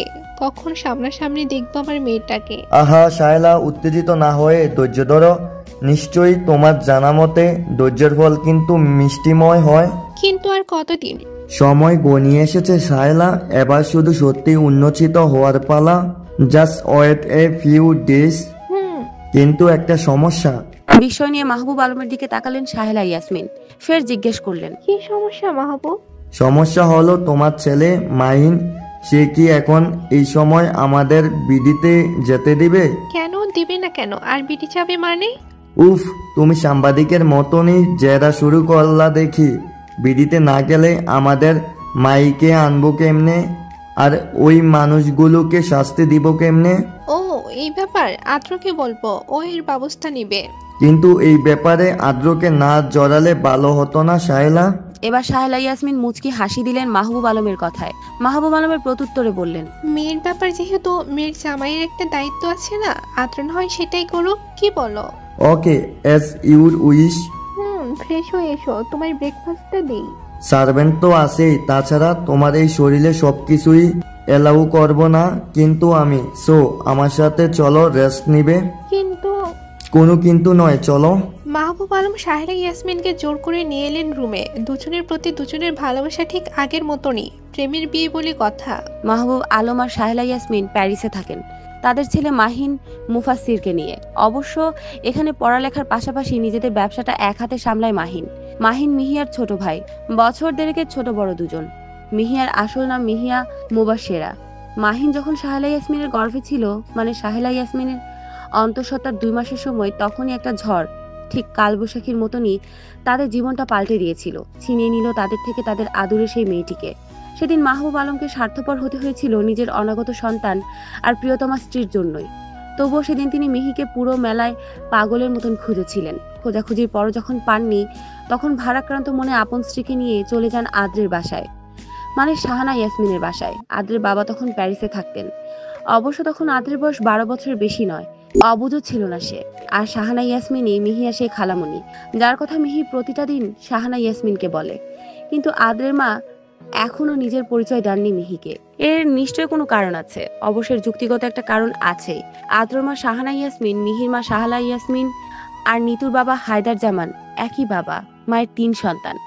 হায়দার জামানের সাথে শাহানা ইয়াসমিনের যোগাযোগ থাকলেও শাহেলা ইয়াসমিন রাখেননি তার সাথে কোনো যোগাযোগ। তার সাথে শুধু শাহানা ইয়াসমিনের যোগাযোগ আছে। হায়দার জামানের সাথে তিনি যোগাযোগ ইচ্ছে করেই রাখেননি। তাও নয়, তাদের জীবনটা এমন লণ্ডভণ্ড করার ক্ষেত্রে হায়দার জামানের ভূমিকায় মুখ্য ছিল সেদিন। তার কারণে শাহেলা ইয়াসমিনের সাজানো সংসারটা ভেঙেছিল। এর প্রতিটা প্রতিশোধ শাহেলা ইয়াসমিন নিজেই নিবেন বলে পণ করেছিলেন সেদিন। আর আদ্র মিহি যে আপন খালাতো কাজিন, সেটা তাদের নিজেদেরই অজানা। সবটা জেনেও শাহানা ইয়াসমিন চুপ রইলেন, আসল রহস্য উন্মোচনের অপেক্ষায়। তিনি জানতে চান এসবের পেছনে মূলত কে রয়েছে। সকাল সকাল আদ্রকে নিজের রুমে দেখে চমকে গেল মিহিয়া। আচমকা এমন সময় তার রুমে ঢুকবে সেটা ভাবতেই পারেনি। একভাবে তাকিয়ে রইল আদ্রর দিকে। দরজায় হেলান দিয়ে মিহির উদ্দেশ্যে বলল, দেখা শেষ? আদ্রর কথায় হুঁশ এলো মিহিয়ার। চোখ ছোট ছোট করে ওর দিকে তাকিয়ে পাল্টা প্রশ্ন ছুড়ল, সকাল সকাল আপনি আমার রুমে কি করছেন? আমার জান পাখিকে দেখতে এলাম তোমায় ঘুমিয়ে থাকতে কেমন লাগে। বাট লোক দা ফরচান ইজ বেড। মানে? এত কিউট করে মানে বলো না তো, এমনিতেই তোমাতে বিভোর হয়ে আছি। এত কিউট কিউট কথায় আবারও প্রেমে মত্ত করে দিবা নাকি বলো তো? বলে এগোতে লাগলো মিহিয়ার দিকে। আদ্রর এরূপ আচরণে মিহিয়ার গালে স্পষ্টত লজ্জাভাব ফুটে উঠল। গালের দুপাশ লাল হয়ে এলো, কিন্তু পরক্ষণে আদ্রের এহেন কাণ্ডে মিহিয়ার চক্ষু চড়ক গাছ। কারণ আদ্র ঠিক মিহির সামনে ঘোর লাগা দৃষ্টিতে দাঁড়িয়ে আছে। মিহিয়া কাঁপা কাঁপা গলায় বলল, আদ্র, কন্ট্রোল ইউর সেলফ। বলতেই, নো মোর সিঙ্গেল ওয়ার্ডস। আদ্র প্লিজ, এমন করবেন না। বলতে না বলতেই আদ্র সদ্য মিহির ভেজা চুলে নাক ডুবিয়ে দিল। অতঃপর সে হারিয়ে গেল মিহির মাঝেই। সকালবেলা জানালার ফাঁকে রোদের আলো প্রবেশ করতে লাগলো। আলোটা সরাসরি পড়লো নিতুর গায়ে। বিরক্ত নিয়ে তাকালো জানালার দিকে। তার সাধের ঘুমটা ভেঙে গেল এই বিরক্তিকর রোদের আলোতে। আড়মোড়া করে উঠে বসলো। লেয়ার কাট চুলগুলো আর একটু উপরে করে ঝুঁটি বেঁধে ওয়াশরুমের দিকে পা বাড়াতেই তার চোখ গেল টেবিলের উপর শ্যামবর্ণের হাস্যোজ্জ্বল তরুণীর দিকে। সদ্য ঘুম ভাঙা কাঁচা চোখে ঝাপসা লাগাতে এগিয়ে গেল সে। স্পষ্টতর হওয়ার সাথে সাথে মাথায় যেন আগুনের ফুলকি বয়ে গেল তার একমাত্র সম্পত্তির পাওয়ার পথের কাঁটা সে। হ্যাঁ, সেটা মিহিয়ার ছবি ছিল।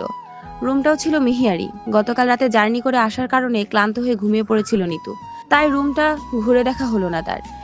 এখন সে সবচেয়ে বেশি অবাক হলো এটা মনে করে, মিহিয়ার ছবি এখানে কেন? তাহলে কি এ বাড়ির সাথে মিহিয়ার কোনো যোগসূত্র আছে?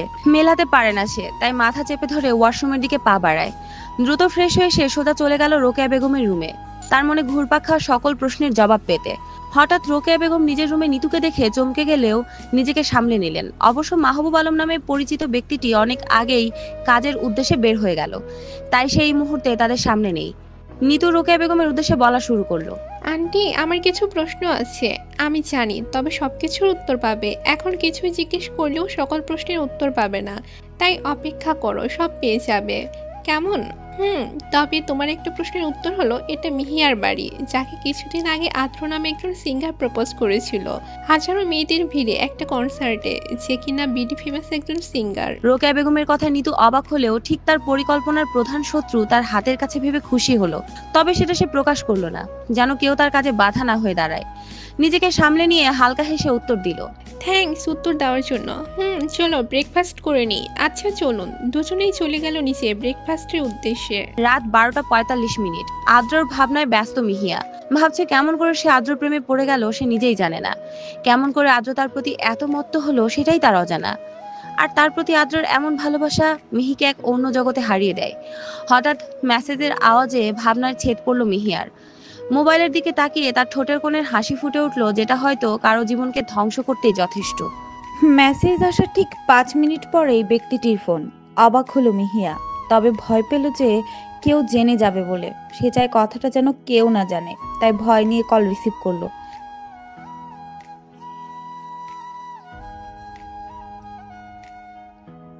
রিসিভ করা মাত্র ওপার থেকে ব্যক্তিটি বলা শুরু করলো, মিহু, কোথায় তুই? বাসায় নাকি? আজব ব্যাপার, রাত 12:50 আমি বাসায় থাকবো না তো কি বাড়ির বাইরে থাকবো? আরে তুই তো দেখি রাখতে পারিস, জানতাম না তো।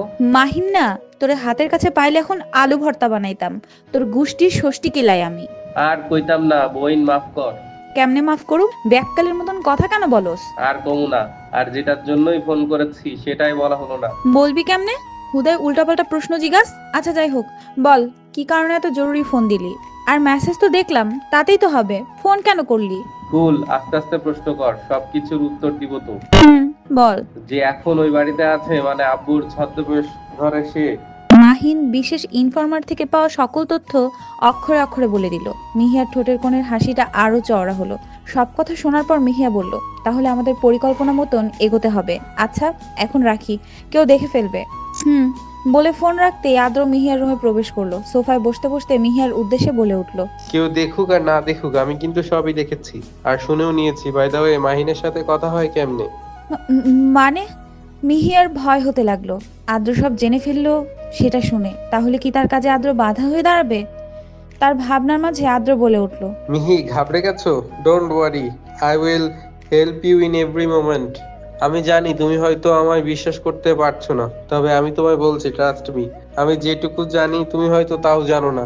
সো আমরা এক হয়ে কাজ করলেই কেউ আমাদের বাধা হয়ে দাঁড়াতে পারবে না। তবে একটা খবর শুনে নাও, নিতু, আই মিন তোমার কাজিন, মানে মামাতো কাজিন নিহারিকা নিতু এখন তোমার বাসায়, যে আমাকে প্রতিনিয়ত ডিস্টার্ব করে। তাই আমাদের যৌথভাবে এক একটা খলনায়ককে কঠিন শাস্তি দিতে হবে। Will you always be by my side all the time? Together, the two will do everything as before. I promise. মিহিয়া অবাক হয়ে আদ্রের দিকে তাকিয়ে রইল। আদ্র কি বলছে সেটা সম্পূর্ণটাই তার মাথার উপর দিয়ে গেছে।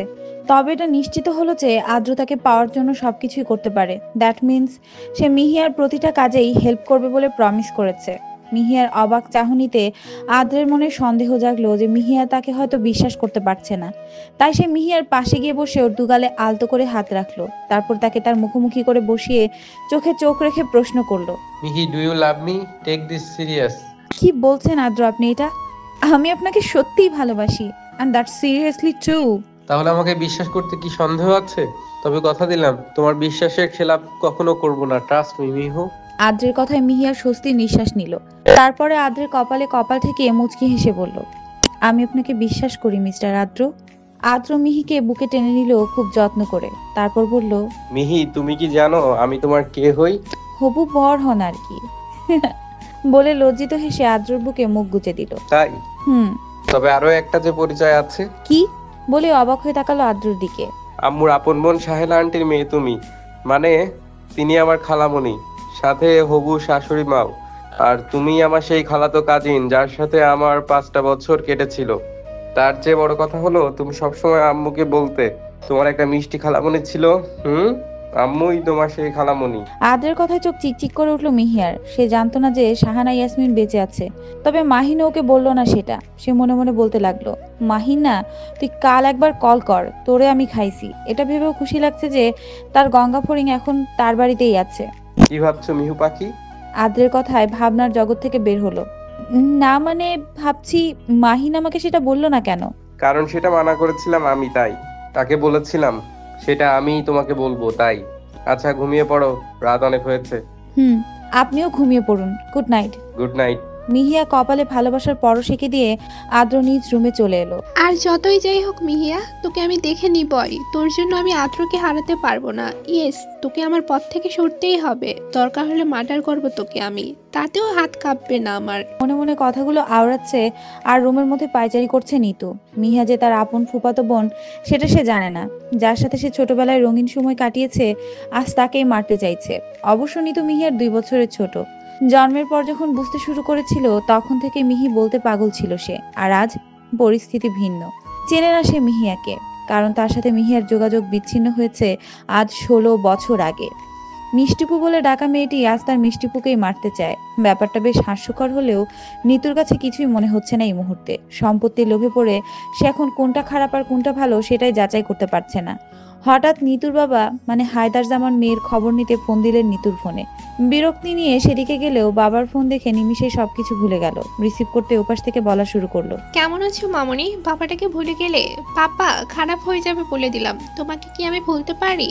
তাহলে তো একটু খোঁজ নিলে না যে নিতেই যাচ্ছিলাম, তার আগেই তোমার ফোন। যাই হোক, কেমন আছো? মাম্মা কেমন আছে? সবাই ভালো, তোমার কি খবর?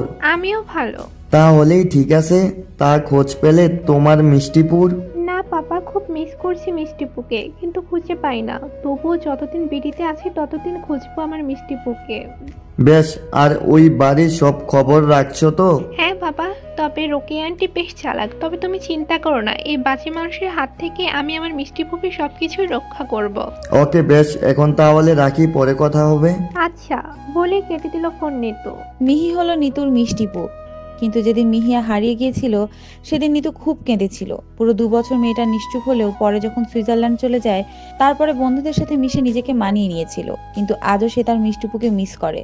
তবে এখনো জানে না যে সে তার মিষ্টিপুই হলো মিহিয়া। নিতু মনে মনে আওড়াচ্ছে, মিষ্টি আপু কোথায় তুমি? কত মিস করি তুমি জানো? তোমার দুষ্টু পাখি তোমাকে খুবই মিস করে। I will find you at any cost and this my promise. এতক্ষণ রুড মুডে থাকলেও এখন নিস্তেজ হয়ে গেল সে। কারণ তার একমাত্র দুর্বলতা হলো তার মিষ্টিপু। তার কথা মনে হতেই খুব কান্না পায় তার। কারণ তার পাপার একটা ভুলের কারণে আজ তারা সকলে একে অপরের থেকে বিচ্ছিন্ন।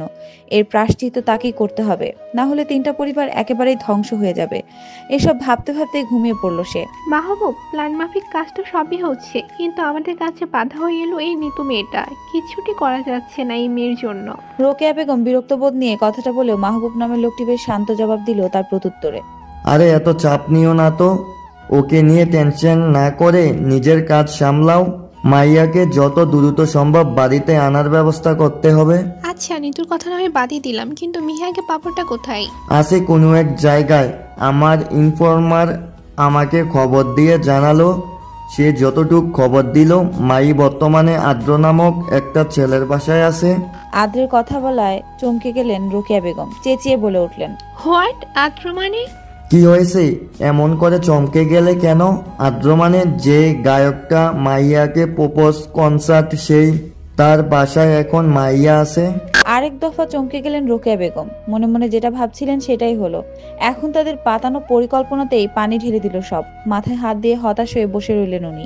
কি করবেন তার চিন্তামগ্ন হয়ে গেলেন। মাহবুব, রুষাকে তো আমরা শুধু ইউজ করছি। ও আমার মেয়ে হলে ওর প্রতি আমার তেমন ইন্টারেস্ট লাগে না। ওর খেল খতম করে দাও না এখন। না রোকেয়া, ওকে এখন বাঁচিয়ে রাখা আমাদের অন্তত জরুরি। কিন্তু কেন? কারণ এই মাইয়াকে ওর মাধ্যমেই মারবো, তারপরে ওকে আইনের হাতে তুলে দিয়ে আমরা পালিয়ে যাব। সবটা শান্ত হলেই আমরা এসে অ্যাডভোকেট জামালের মাধ্যমে এই সম্পত্তির মালিক হয়ে যাব। কিন্তু আইনগতভাবে কি মানবে? না মানে ওকে দোষী সাব্যস্ত করবে কিভাবে? সেটা কোনো ব্যাপার না, শুধুই দেখতে থাকো। কিন্তু আমরা যে ওর বিয়ে ঠিক করলাম, তার কি হবে? কিছু হবে না, দরকার হলে রায়ানকেও এক সুতাতে গেঁথে দেব তাদের সাথে। ওকে, যেটা ভালো মনে করো। এতক্ষণ দরজার আড়াল থেকে সবটাই শুনে নিল রুষা। রুষা তাসনিম, সে যে রোকেয়ার মেয়ে বলে সকলের কাছে পরিচিত। এতদিন ফ্রেন্ডসদের সাথে কক্সবাজার বেড়াতে গিয়ে বলেই বাড়িটা ফাঁকা ফাঁকা লাগছিল। আজ মাত্র এসে তার বাবা মার সাথে দেখা করবে বলে এসেছিল তাদের রুমের কাছে। কিন্তু রুমে ঢুকবে এমনই একটা মুহূর্তেই তার বাবা মায়ের এরকম কথা শুনে বাকরুদ্ধ হয়ে গেল সে। যাদের কিনা সে বিশ্বাস করত, আপন মা বাবা ভাবতো, তারাই আজ তার বিশ্বাসের মূল্য খুব ভালো করে দিয়ে দিল। শত হলেও তারা কিনা তার মা বাবা। কথাটা মনে হতেই তার মনে একরাশ ঘৃণার জন্ম নিল তার মায়ের প্রতি। বাবা আপন না হলেও তো মাটা তার আপন, কিন্তু সম্পত্তির প্রতি এতটা লোভ তাদের যে মিহিকে মেরে ওর মৃত্যুর কারণ তাকেই করিয়ে বেঁচে যেতে চায় তারা। ভাবতেই মুখের রং পাল্টে গেল তার। রেগে গিয়ে রুমে ঢুকবে এমন মুহূর্তে আরেকটি কথা শুনে আরেক দফা চমকে গেল সে।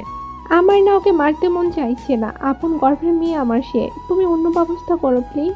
আরে ও তোমার নিজের মেয়ে নাকি যে আদর উতলিয়ে পড়ছে? মানে কি বলছো এসব মাহবুব? তুমি না বলেছিলে আমার মেয়ে হয়েছিল? তাহলে রুষাকে আর আমার বাচ্চাটার কি হয়েছিল?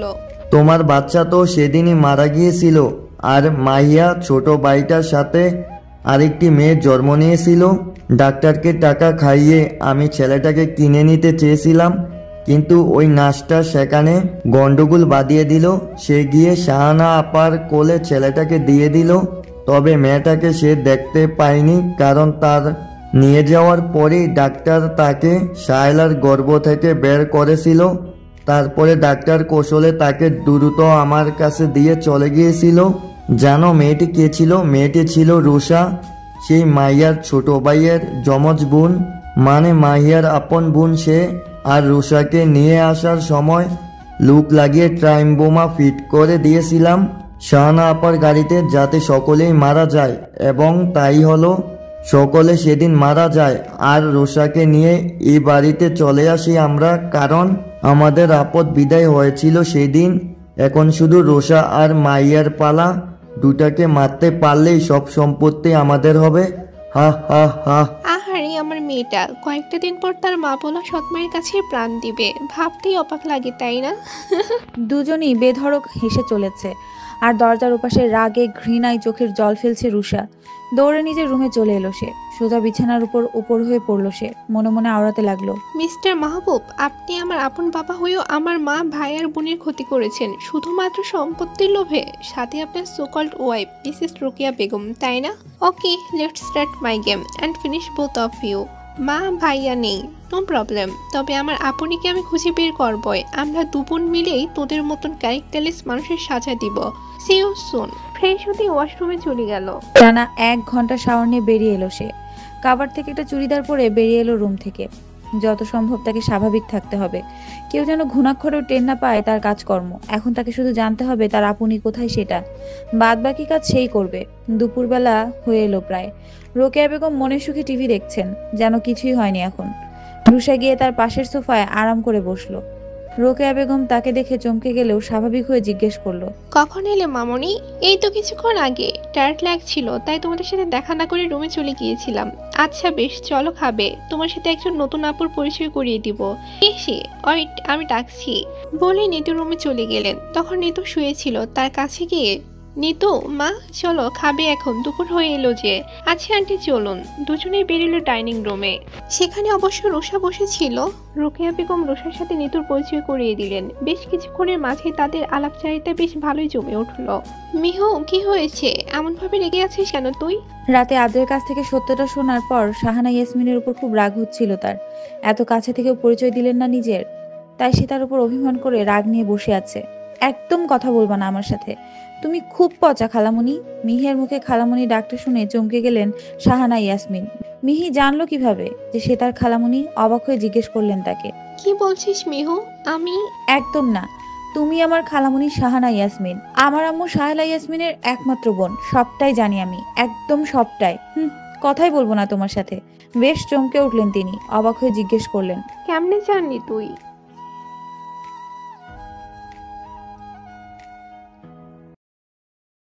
আমি বলেছি। পেছনে ফিরে আরেক দফা চমকালেন তিনি, কারণ আদ্র মুচকি হাসি দিয়ে দাঁড়িয়ে আছে। অবাকের চূড়ান্ত সীমায় পৌঁছে গেলেন মিহিয়ার কথা শুনে। আম্মু আর আব্বু এখনো বেঁচে আছেন, আর তারা এখন প্যারিসে। খালামুনি, আমি সব জানি, কারণ মাহিন আমাকে সবটা বলেছে খালামুনি। সাথে আদ্রও বলেছেন। মাহিনকে চেনো তো? মাথা নাড়ালেন তিনি, মানে চেনেন। অবাকের পর অবাক হচ্ছেন, যেন আজ তার অবাক হওয়ারই দিন। তবে খানিকটা স্বাভাবিক হয়ে জিজ্ঞেস করলেন তাদের, এত কিছু জানলে কেমনে তোমরা? জেনেছি কোনো এক বিশেষ মাধ্যমে, তবে সময় হলেই জানিয়ে দিব। আর মিহুমা রাগ করিস না আমার সাথে। আমি সবটাই জানতাম, এমনকি তোকেও চিনতাম, তবুও কাছে আনতে পারিনি ওই বদমাস লোকটার কারণে। আর তোদের না বলারও কিন্তু কিছু কারণ আছে।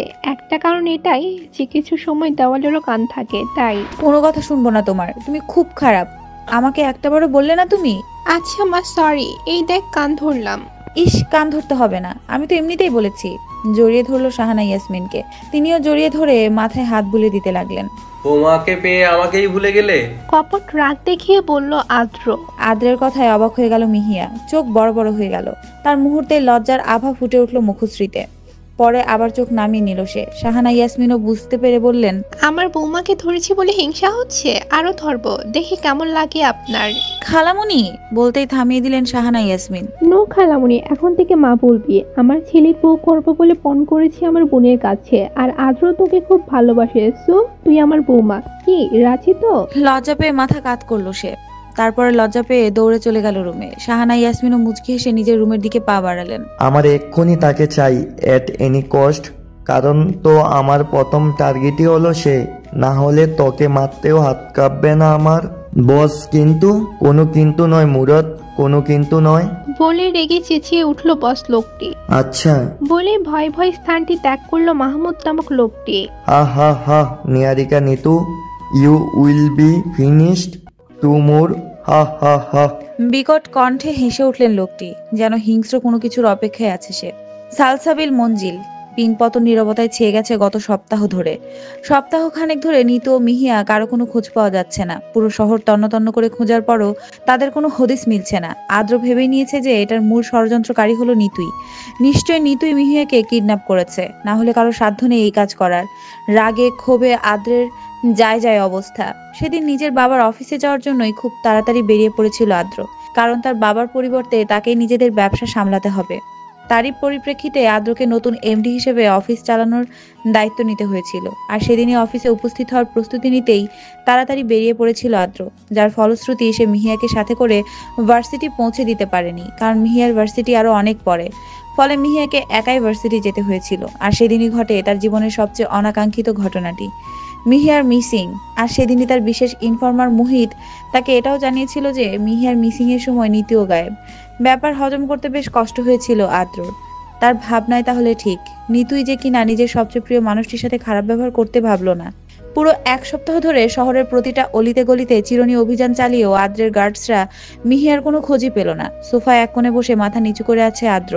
তার পাশেই বসে আছে 16 বছর বয়সী মিহির ভাই মাহিন। এই বয়সে যথেষ্ট চালাক আর স্ট্রং পার্সন সে। নিজের পড়ালেখার পাশাপাশি প্যারিসে নিজের ব্যবসা সামলায় এক হাতেই। হ্যাঁ, মিহিয়ার মিসিং শুনেই হন্তদন্ত হয়ে কাল বিলম্ব না করে আপন ফ্যামিলিকে নিয়ে বিডিতে চলে আসে সে। ছোট হলেও তার বুদ্ধিমত্তা ঠিক বড়দেরও হার মানাবে। মিহিয়ার মা সাহেলা ইয়াসমিন, বাবা মাহবুব আলম চুপচাপ গভীর চিন্তায় মগ্ন হয়ে আছেন। তাদের আদরের মেয়ে শেষে কিনা কিডন্যাপিং এর শিকার হলো। শাহানা ইয়াসমিন বারবার কান্নায় ভেঙে পড়ছেন। আপন মেয়ের মতোই মিহিকে ভালোবাসতেন তিনি, আর সেই কিনা এখন মিসিং। আদ্রের কাঁধে হাত চাপা দিল মাহিন। আদ্র চোখ তুলে তাকালো তার দিকে। জিজুই, আমার মনে হয় কোনো পশ্চাৎ শত্রুই আপনিকে কিডন্যাপ করেছে। আই হোপ আমাদেরই একজন কাছের মানুষ হতে পারে সে। মাহিনের কথাটা নিয়ে এখন বেশ চিন্তায় পড়ে গেল আদ্র। মাহিনের কথার ভিত্তিতে চিন্তা করে বলতে লাগলো, হতে পারে সে। মিহুকে কিডন্যাপ করে তার কি বা লাভ হবে? আর নিতু, সেই বা কি ক্ষতি করলো এই কিডন্যাপারের? আর তুমি বলছো আমাদের কাছের মানুষ। আই থিংক আমাদের কাছের মানুষের মধ্যে কিন্তু নিতুও পড়ে। না জিজুই, নিতু আপু এই কাজ করবে বলে মনে হয় না। তাহলে কে হতে পারে? আদ্রের কথার মাঝেই আদ্রের ফোনটা বেজে উঠল। সকলের মনোযোগের কেন্দ্রবিন্দু এখন আদ্র। ফোনটা রিসিভ হতেই ওপাশ থেকে নিতুর কান্নাজড়িত আওয়াজ ভেসে আসলো। আদ্র ভাইয়া, আমাকে আর মিস্টার পুকে বাঁচান, ওরা আমাদের মেরে ফেলবে। নিতুর মুখ থেকে ভাইয়া ডাক শুনে বেশ অবাক হলো আদ্র। যে মেয়ে তাকে বেবি জান আরো কত নামে ডাকতো, আজ সেই মেয়ে কিনা ভাইয়া বলে ডাকছে। What an imagine thing. যাই হোক, আদ্র ব্যস্ততা নিয়ে জিজ্ঞেস করলো, কোথায় তোমরা? আমরা জানি না, আপনি পারলে এই নম্বর ট্রেস করে চলে আসুন প্লিজ। ওরা আপনিকে খুব মেরেছে। নিতুর কথা শুনে মুহূর্তেই আদ্রের মাথায় আগুন ধরে গেল। কপালে সবুজ রগগুলো স্পষ্ট থেকে স্পষ্টতর হয়ে উঠেছে। দাঁতে দাঁত চেপে নিতুকে বলল, প্রত্যেকটার অবস্থা খারাপ করে দেবো আমি। আমার শ্যাম পাখি গায়ে হাত ওঠানোর প্রতিদান ওদের দিতেই হবে। আর এটা কার মোবাইল? আমাদের একটা রুমে বন্দি করে রেখেছিল এই 1 সপ্তাহ ধরে। তাদের বস আসলে আমাদের মারবে। দরজায় আড়ালে সবটাই শুনেছি আমি। আর কিছুক্ষণ আগে এই রুমে এসেছে একজন, তাকে আপনি পিছন থেকে একটা গাছের টুকরো দিয়ে আঘাত করার সাথে সাথেই পড়ে অজ্ঞান হয়ে যায়। আর বলতে পারলো না, তার আগে মোবাইলের চার্জ শেষ, অফ হয়ে গেল মোবাইল। ও শিট, মোবাইল বন্ধ হয়ে গেল। কেমন আছে আপনি? ওদের অবস্থা ভালো নেই। তুমি এক কাজ করো। কি কাজ জিজুই? এই নম্বরের সকল লিস্ট চেক করে তার একটা নম্বরকে ট্রেস করতে হবে আমাদের। তাহলে আমরা মিহুদের খোঁজ সহজেই পেয়ে যাব। ওয়েট অনলি 5 মিনিটস, আমি এক্ষুনি করছি, সবটাই আমি পারবো। বলেই নিজের ল্যাপটপ নিয়ে বসে পড়লো মাহিন। এসব কাজে একদম ফার্স্ট বললেই চলে তাকে। মিস্টার পু, এখন কেমন হবে? জানি না রে বোন, তবে দেখবি আদ্র ঠিকই খুঁজে নেবেন আমাদের। তাই যেন হয়। আমি খুব খুশি যে মরার আগে হলেও আমার মিস্টার পুকে আমার কাছে পেয়েছি। চুপ একদম, মৃত্যুর কথা একদমই নয়। দেখবি কিছু দেখতে হবে না মিহিয়া। পেছনে ফিরে কথাটি বলা মানুষটার দিকে নজর দিতেই চমকে গেল নিতু মিহিয়া দুজনেই। কারণ তাদের সামনেই মিহিয়ার আপন ফুফা খালেদ চৌধুরী দাঁড়িয়ে আছে। ফুপা আপনি? হুশ, কিসের ফুপা? কে ফুপা? ফুপা? জীবনের শেষ মুহূর্তে এসে কি বলবি বলে ফেল। কয়েক ঘন্টা পর তোরা শেষ। তোদের দুজনকে মেরেই তোদের সকল সম্পত্তির মালিক হব আমি। কারণ হায়দার আর মাহবুব তোদের নামেই সকল সম্পত্তি দলিল করে দিয়েছে। খালেদ চৌধুরীর কথায় আবারও অবাক হলো তারা।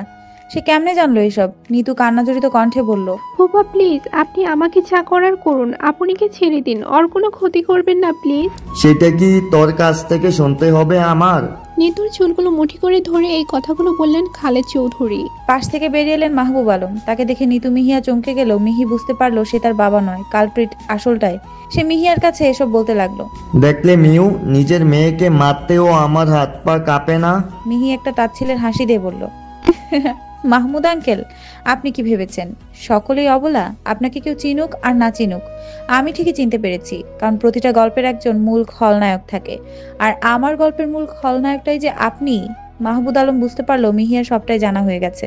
কোনো কিছুই তার অজানা নয়। তবে কি রুশারটাও জানে? আপনি যে আমার বাবার যমজ ভাই সেটা আমিই জানি। দুশ্চরিত্রিতার কারণে আপনাকে দাদুই বাড়ি থেকে বের করে দিয়েছিল, বুঝলেন?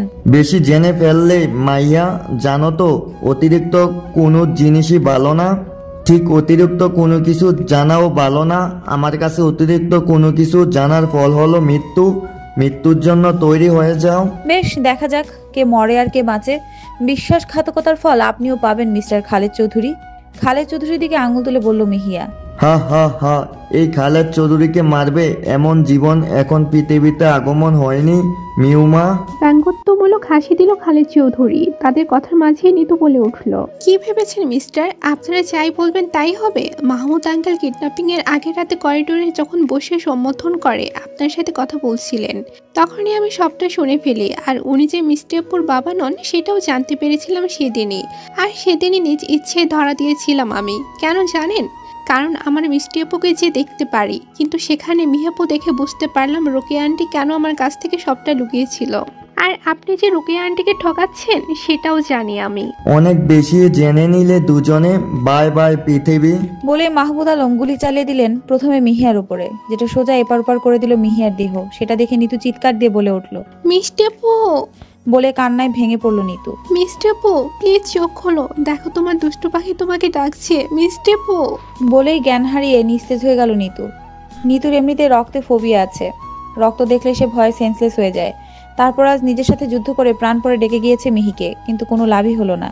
ডেকে ওর চোখ খোলাতে পারেনি নিতু, শেষে নিজেই সেন্সলেস হয়ে পড়ে গেছে। মাহমুদ, আমার মনে হয় মাইয়া মারা গেছে। তবুও ওর পালস চেক করে আইডেন্টিফাই করতে হবে। জি, আমি দেখছি। মাহমুদ আলম মিহিয়ার পালস চেক করার পর নিশ্চিত হলো মিহিয়া এখনো বেঁচে আছে, তবে ওর নিঃশ্বাস চলছে খুব ধীর গতিতে।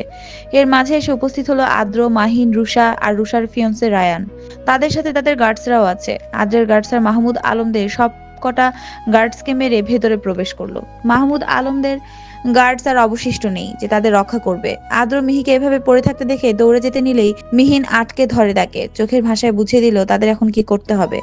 মাহমুদ আলম আর খালেদ চৌধুরী তারা দুজনেই তাদের নিজেদের স্বার্থের চিন্তায় এতটাই মগ্ন ছিল যে তাদের পাশে কার উপস্থিতি পর্যন্ত টের পায়নি। মাহিন প্রথমে খালেদ চৌধুরীর বন্দুক নিয়ে নিল আর সেটা আদ্রের হাতে জমা দিল, আর রায়ান কৌশলে মাহমুদ আলমের বন্দুক হাতে নিয়ে মাহমুদ আলমের মাথায় তাক করলো। তার সাথে সাথে আদ্র সবটা বডিগার্ডস রুমে ঢুকে পড়লো, সবাইকে ইশারা করলো তাদের ধরে ফেলতে। মিহিয়া এতক্ষণ অবচেতন হয়ে পড়ে থাকলেও হঠাৎ ওর হাত নড়তে দেখে আদ্র ছুটে ওর কাছে গেল।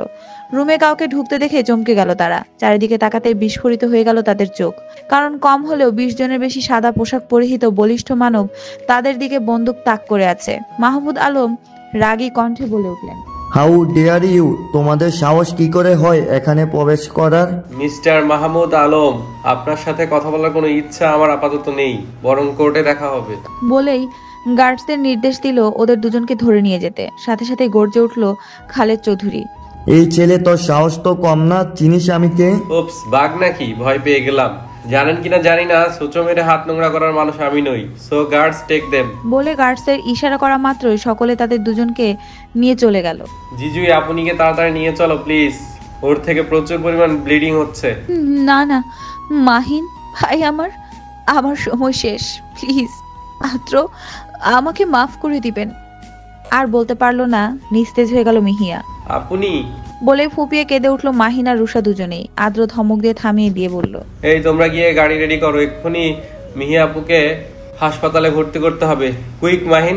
বলে মাহিনকে তাড়া দিল রায়ান। তারপরে আদ্র মিহিয়াকে পাঁজরকোলা করে নিয়ে বাইরে বের হয়ে এলো। রুষা আর মাহিন গিয়ে নিতুকে ধরে গাড়িতে গিয়ে বসিয়ে দিয়ে আদ্রকে বলল মিহিয়াকে নিয়ে আসতে গাড়িতে।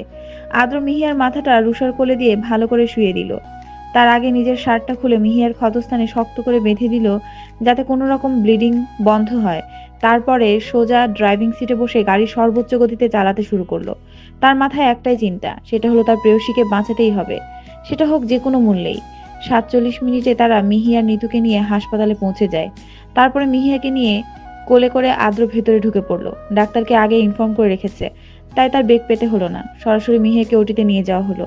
আজ তার কারণেই তার প্রেয়সীর এই অবস্থা। মিহিয়ার কিছু হয়ে গেলে আদ্র কিছুতে নিজেকে ক্ষমা করতে পারবে না, কিছুতেই না। আজ যদি রুষা সময় মতো না আসতো, হয়তো মিহিয়ার নিতু দুজনেই কাউকেই খুঁজে পাওয়া যেত না, খুব মুশকিল হয়ে যেত। হয়তো কাউকেই খুঁজে পেত না আর। একমাত্র রুষাই তাদের হেল্প করেছিল মিহি নিতুকে খুঁজে বের করার জন্য। আদ্র বসে বসে সেই কথাই ভাবছে। ফ্ল্যাশব্যাক। আদ্র আর মাহিন যখন কোনো মতে মিহিয়া নিতুদের নম্বরের সাথে কন্ট্যাক্ট করতে পারছিল না, ঠিক তখনই মিহিয়ার ফোনে একটা কল আসে, যেটা মিহিয়ার নিজের মোবাইল ছিল। কারণ মিহিয়া যেদিন কিডন্যাপ হয়েছিল সেদিনই ভুল করে মোবাইল রেখে চলে যায়, আর সেটা এখন আদ্রের হাতে। আদ্র কলটা রিসিভ করা মাত্রই একটা মেয়ের কান্নাজড়িত কণ্ঠ ভেসে আসলো। আপনিকে বাঁচান প্লিজ।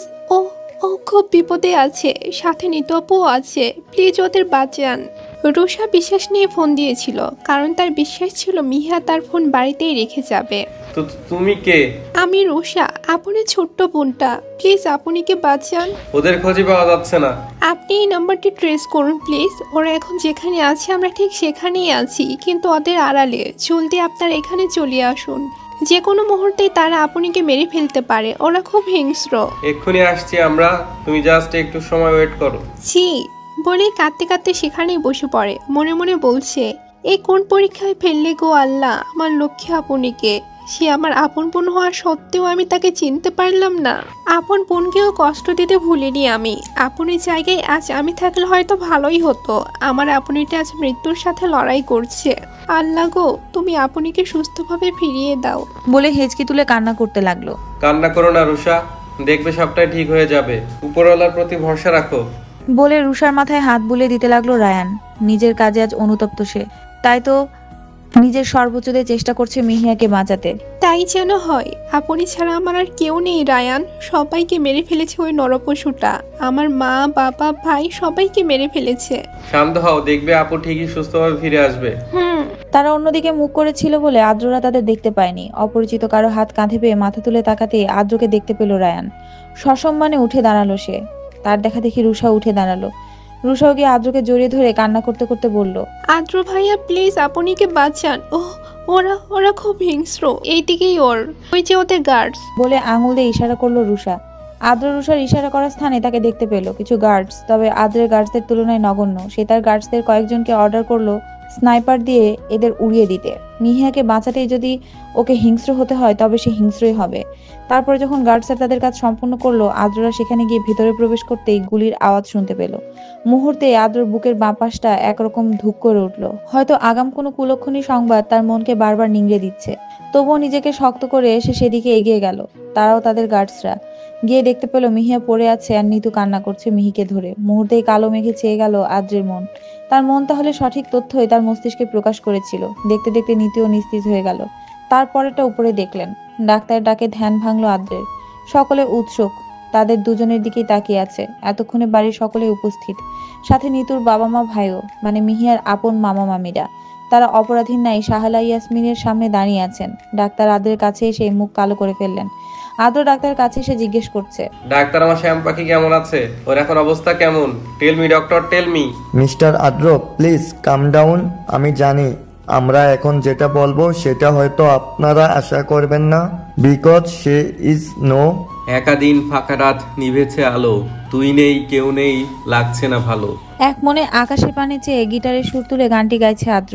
পরিবেশটা বেশ রোমান্টিক, কারণ মিহিয়া তার পাশেই বসে আছে। হ্যাঁ, সেদিনই ডাক্তারের বলা কথাগুলো ছিল এমন। ফ্ল্যাশব্যাক। মিস্টার আদ্র কাম ডাউন প্লিজ। আমরা জানি এখন যেটা বলবো সেটা হয়তো আপনারা আশা করবেন না, because she is now out of danger. সৃষ্টিকর্তার কাছে কৃতজ্ঞতা প্রকাশ করছে যে এমন রোগীর অবস্থা বেশ সিরিয়াস হয়। আপনার মিসেসের অবস্থা খুবই ক্রিটিক্যাল হলেও বাঁচার চান্স ছিল প্রায় 79%, যার ফলে তিনি এখন বেশ সুস্থই আছেন। তবে ওনার এখন প্রপার রেস্টের প্রয়োজন। সেই আমরা সেটা বিবেচনা করে ওনাকে 2 দিন অবজারভেশনে রাখবো, মানে ওনার জ্ঞান ফেরার পর আরো 2 দিন। ওকে কি আমরা বাসায় নিয়ে প্রপারলি রেস্ট দিতে পারি না? তারপরেও যদি কোনো চিকিৎসা বিষয়ে হেল্প লাগে তাহলে একজন নার্স দিন সাথে, 2 দিনের ব্যাপারই তো। বাদ বাকি সময়টা আমি হ্যান্ডেল করে নিব। ওকে, দেখা যাক, আগে জ্ঞান ফিরুক, তারপরে না হয় এই বিষয়ে কথা হবে। আচ্ছা, মিহিকে কখন কেবিনে দেওয়া হবে ডাক্তার আঙ্কেল? এই তো কিছুক্ষণ পরেই। Okay, and thanks again. It is our duty young man. মুচকি হাসি দিয়ে চলে গেল ডাক্তার সাহেব। এতক্ষণে সবাই মনোযোগ দিয়ে সবটাই শুনলো। নিতুও এসেছে সেখানে। ওর সেন্স ফিরেছিল কিছুক্ষণ আগে, আর এখন সে মোটামুটি সুস্থ। আদ্র গিয়ে তার মামার সামনে, মানে হায়দার জামানের সামনে দাঁড়ালো। চোখে মুখে তার রাগ স্পষ্ট। রাগটাকে কন্ট্রোল করতে যেও পারছে না। দাঁতে দাঁত চেপে হায়দার জামানকে জিজ্ঞেস করলো, মামা সাহেব, আপনার মনোবাসনা পূর্ণ হলো? কি বলছো আদ্র? আমার মনোবাসনা মানে? বুঝছেন না? কি বলতে চাইছো ক্লিয়ার করে বলো। আমাদ মিহিয়ার ক্ষতি তো আপনিই করতে চেয়েছিলেন, তাই না? তাহলে সেখানে মিহিয়ার ফুপা আর মাহমুদ আলম কি করছিলেন? Answer me damn it. আজও আমায় ভুল বুঝলে তোমরা, কিন্তু সময় খুব কাছেই, সত্যিটা আমি বলবই। তবে আজ নয়, মাইয়ার সুস্থতার পর ওরও এটা জানা অন্তত জরুরি। I hope you realise my point. না বোঝার মতন এটুকু বুদ্ধ তুমি নও। বেশ, তাই হবে। বলে চলে এলো হাসপাতালের বাইরে। তার পিছু পিছু নিতু এলো। তবে সে জানে আদ্র তার উপর রেগেও থাকতে পারে, কিন্তু সে আর কখনোই আদ্রের কাছে ভালোবাসার দাবি নিয়ে যাবে না, কারণ তার মিষ্টিপুই তো আদ্রকে ভালোবাসে। তাহলে সে কেমনে তার প্রিয় মিষ্টিপুর ভালোবাসাকে কেড়ে নিবে? আগে নিজের স্বার্থের কথা ভাবলেও সে এখন এটাই বুঝেছে কাউকে জোর করে পাওয়া যায় না। তবে সে বেশ খুশি তার মিষ্টিপুকে পেয়ে। তার ভালোবাসা না হয় তার মিষ্টি অপুর হয়ে বেঁচে থাকুক, এটাই তো চায় যারা প্রকৃত ভালোবাসে। নিতু দৌড়ে গিয়ে আদ্রের সামনে দাঁড়ালো। হঠাৎ কাউকে দৌড়ে সামনে আসতে দেখে 2 কদম পিছিয়ে গেল আদ্র, কিন্তু পরক্ষণে নিতুকে দেখে অবাক হলো। অবাক হলেও মলিন মুচকি হাসি দিল, যেটাতে নেই এখন আগের মতন সেই সতেজতা, কেমন যেন নিষ্প্রাণ। হয়তো মিহিয়ার নিখোঁজে এমন হয়ে গিয়েছিল সে। মিহিয়ার প্রতি তার চোখে গভীর ভালোবাসা লক্ষ্য করলো নিতু। কতটা ভালোবাসলে মানুষ তার প্রেয়সীর জন্য এমন হতে পারে, সেটা আদ্রকে না দেখলে হয়তো বুঝতো না সে। চোখ বেয়ে 2 ফোঁটা জল গড়িয়ে পড়লো তার মিহির প্রতি আদ্রের এমন ভালোবাসা দেখে। সে সামান্য এগিয়ে এলো আদ্রের সামনে, মাথা নিচু করে আদ্রের সামনে দাঁড়িয়ে বলতে শুরু করলো, আমাকে মাফ করবেন আদ্র ভাইয়া, আপনার প্রিয় মানুষের রক্ষা আমার দ্বারা হলো না, খুব চেষ্টা করেও পারলাম না। উপরওয়ালা যাই করেন ভালোর জন্যই করেন, মাপের কথা কেন বলছেন? আজ তুমি ছিলে বলে হয়তো ওই নর পিশাচগুলো মিহিয়ার সাথে খারাপ কিছু করতে পারেনি। তোমার প্রতি আমি কৃতজ্ঞ যে তুমি ছিলে বলে সে বেঁচে আছে। এমন কথা বলবেন না ভাইয়া, আপনার জন্যই আজ মিষ্টি আপু বেঁচে ফিরলেন। যাই হোক, আমার মিষ্টি আপুকে কখনো কষ্ট দিবেন না, এটা আমার প্রমিস। আমার মনের রানীকে কি আমি কষ্ট দিব? সেটা কখনো হয়? তারে আমি কষ্ট দিব কেমনে? আমি যে তার নেশায় মত্ত। ধন্যবাদ। ও হ্যাঁ, আরেকটা কথা, আপু কিন্তু আমাদের করেছিলেন তাদের বেআইনি কাজগুলোকে হাতে নাতে ধরতে। মানে হলো আব্বুর কোনো দোষ ছিল না সেদিন, শুধুমাত্রই আপনাদের বাঁচানোর কারণে সকলের কাছে আজ দোষী হয়ে থাকতে হচ্ছে তাকে, কিন্তু তিনি পুরোটাই নির্দোষ ছিলেন। And I believe this. আমাদের মানে বুঝলাম না। সেটা না হয় সেদিনই বুঝবেন যেদিন আব্বু সবটা বলবে, আই মিন মিষ্টিপুর সুস্থতার দিন। ওকে, অপেক্ষায় রইলাম। তুমি ভেতরে যাও আর মিহিয়ার দিকে খেয়াল রাখো। আপনি কোথায় যাচ্ছেন? আমি আসছি বলে সামনের দিকে এগিয়ে গেল আদ্র। নিতু হাসপাতালে ঢোকা মাত্র দেখলো সকলে আবার এক হয়ে গেল। মিহিয়ার মা মানে সাহেলা ইয়াসমিন হায়দার জামানের সাথে কথা বলছেন না, কিন্তু মিহিয়ার বাবা দিব্যি হাসি মুখে কথা বলছে হায়দার জামানের সাথে। তারপরেও হায়দার জামান অপরাধীর মতন দাঁড়িয়ে আছে রুষার মায়ের কাছেই, মানে সাহেলা ইয়াসমিনকে জড়িয়ে ধরে আছে। অনেকদিন পর মায়ের আদর পাচ্ছেও। রোকেয়া বেগম কখনো এমন করে আদর করতো না ওকে, তাই সেও পরম মমতাময়ী মায়ের শরীরের সাথে লেপ্টে আছে। নিতু একটা দীর্ঘশ্বাস ছেড়ে মনে মনে বলল, ফুপি, তুমি এখনো আব্বুর প্রতি রেগে আছো, কিন্তু সত্যিটা জানার পর তোমার রিয়াকশন হবে দেখার মতন। অপেক্ষা করো সত্যিটা জানার। আর নিজেই এখন চমকে যাচ্ছ একটার পর একটা সারপ্রাইজে। প্রথমে মিষ্টি আপু, এরপর রুষা, আর কয়েকদিন পর সবচেয়ে সত্য সংবাদটি। Wait for this. মুচকি হাসি দিয়ে সে তাদের দিকে চলে গেল। ঠিক 25 ঘন্টা পর জ্ঞান ফিরেছে মিহিয়ার। সকলের মাঝে খুশির ঝলক খেলে গেল। পিটপিট করে চোখ খুলতেই তার মাকে দেখতে পেল সে। অবশ্য চিনতে অসুবিধা হলো না তার, কারণ মাহিন আগে ওকে ওর মা বাবার ছবি দিয়েছিল মোবাইলে। তারপর থেকে প্রতিদিন একবার হলেও তাদের ছবি দেখে ঘুমাতে যেত সে। দীর্ঘকাল পর তার মাকে সামনে দেখে সামলাতে পারল না সে, গভীরভাবে জড়িয়ে ধরল তাকে। সাহেলা ইয়াসমিনও জড়িয়ে নিলেন নিজেদের ভালোবাসার প্রথম চিহ্নকে। মিহিয়া জড়ানো কণ্ঠে বলে উঠল, মামুনি, কখন এলে? আমাকে কি একবারও তোমাদের মনে পড়লো না?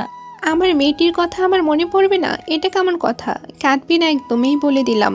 আর আদ্রকে দেখছি না যে, ও কোথায়? উনি ডক্টরকে ডাকতে গেল। তুমি আপাতত আপনিকে ছেড়ে এদিকটাই এসো। সকলের মাঝখান থেকে উত্তর দিল রুষা। মিহিয়া অবাক হলো রুষাকে এখানে দেখে। সবচেয়ে বেশি অবাক হলো রোকেয়া বেগমকে এখানে তার দিকে অপরাধী ন্যায় তাকাতে দেখে। সে ভাবছে তারা মা মেয়ে এখানে কেন? তারা দুজনেই তো মিহিকে একদম দেখতে পারতো না ছোট্টবেলা থেকে, তাহলে কেমনে কি? এরই মাঝে উপস্থিত হলো আদ্র আর ডক্টর। ডক্টরকে মিহিয়াকে চেক আপ করে জানালেন, আপাতত উনি সুস্থ আছেন মিস্টার আদ্র। আমার মনে হয় আপনারাই ওনার প্রয়োজনীয় দেখাশোনা করতে পারেন। এক্সট্রা নার্সের কোনো প্রয়োজন হবে বলে মনে হয় না, তবুও আপনাদের সিদ্ধান্তই আমরা মেনে নেব। রোগীর এক্সট্রা কেয়ার লাগবে বলে। ইটস নো নিড ডক্টর, আমরা আছি তো, আমরাই ওর প্রপার যত্ন নিব। ওকে, তাহলে ওনাকে আজ পুরো দিন অবজারভেশনে রাখলে কাল ডিসচার্জ করা হবে। ওকে। ডক্টর যাওয়ার পরপরই রোকেয়া বেগম এসে মিহিয়ার কাছে মাপ চেয়ে নিতে চাইলে সে তাকে থামিয়ে দিয়ে বলে, আন্টি, মানুষ মাত্রই ভুল। আপনি ভুল করেছেন, সেটা শুধরেও নিয়েছেন, তাহলে আমি কেন আপনাকে ক্ষমা করতে পারবো না?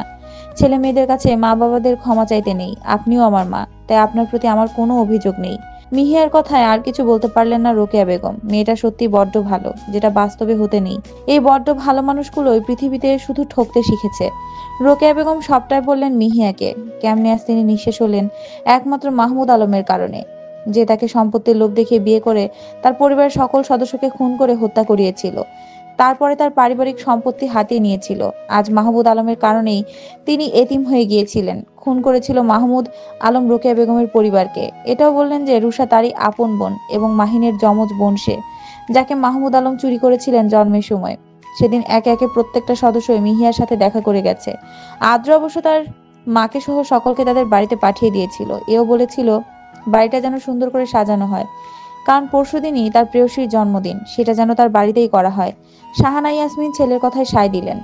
অতঃপর সকলে নিয়ে চলে এলো সালসাবিল মঞ্জিলে। হাসপাতালে শুধু আদ্র, মাহিনা, রুষা থেকে গিয়েছিল। নিতু থাকতে চাইলেও রুষা তাকে জোর করে পাঠিয়ে দিয়েছে, কারণ সেও দুর্বল, তারও রেস্ট নেওয়া অত্যন্ত জরুরি। একদিন অবজারভেশনে রেখে ডক্টর আদ্রকে ইনফর্ম করলো যে মিহিয়া মোটামুটি 90% সুস্থ, তাকে বাড়িতে নিয়ে যেতে কোনো প্রবলেম হবে না।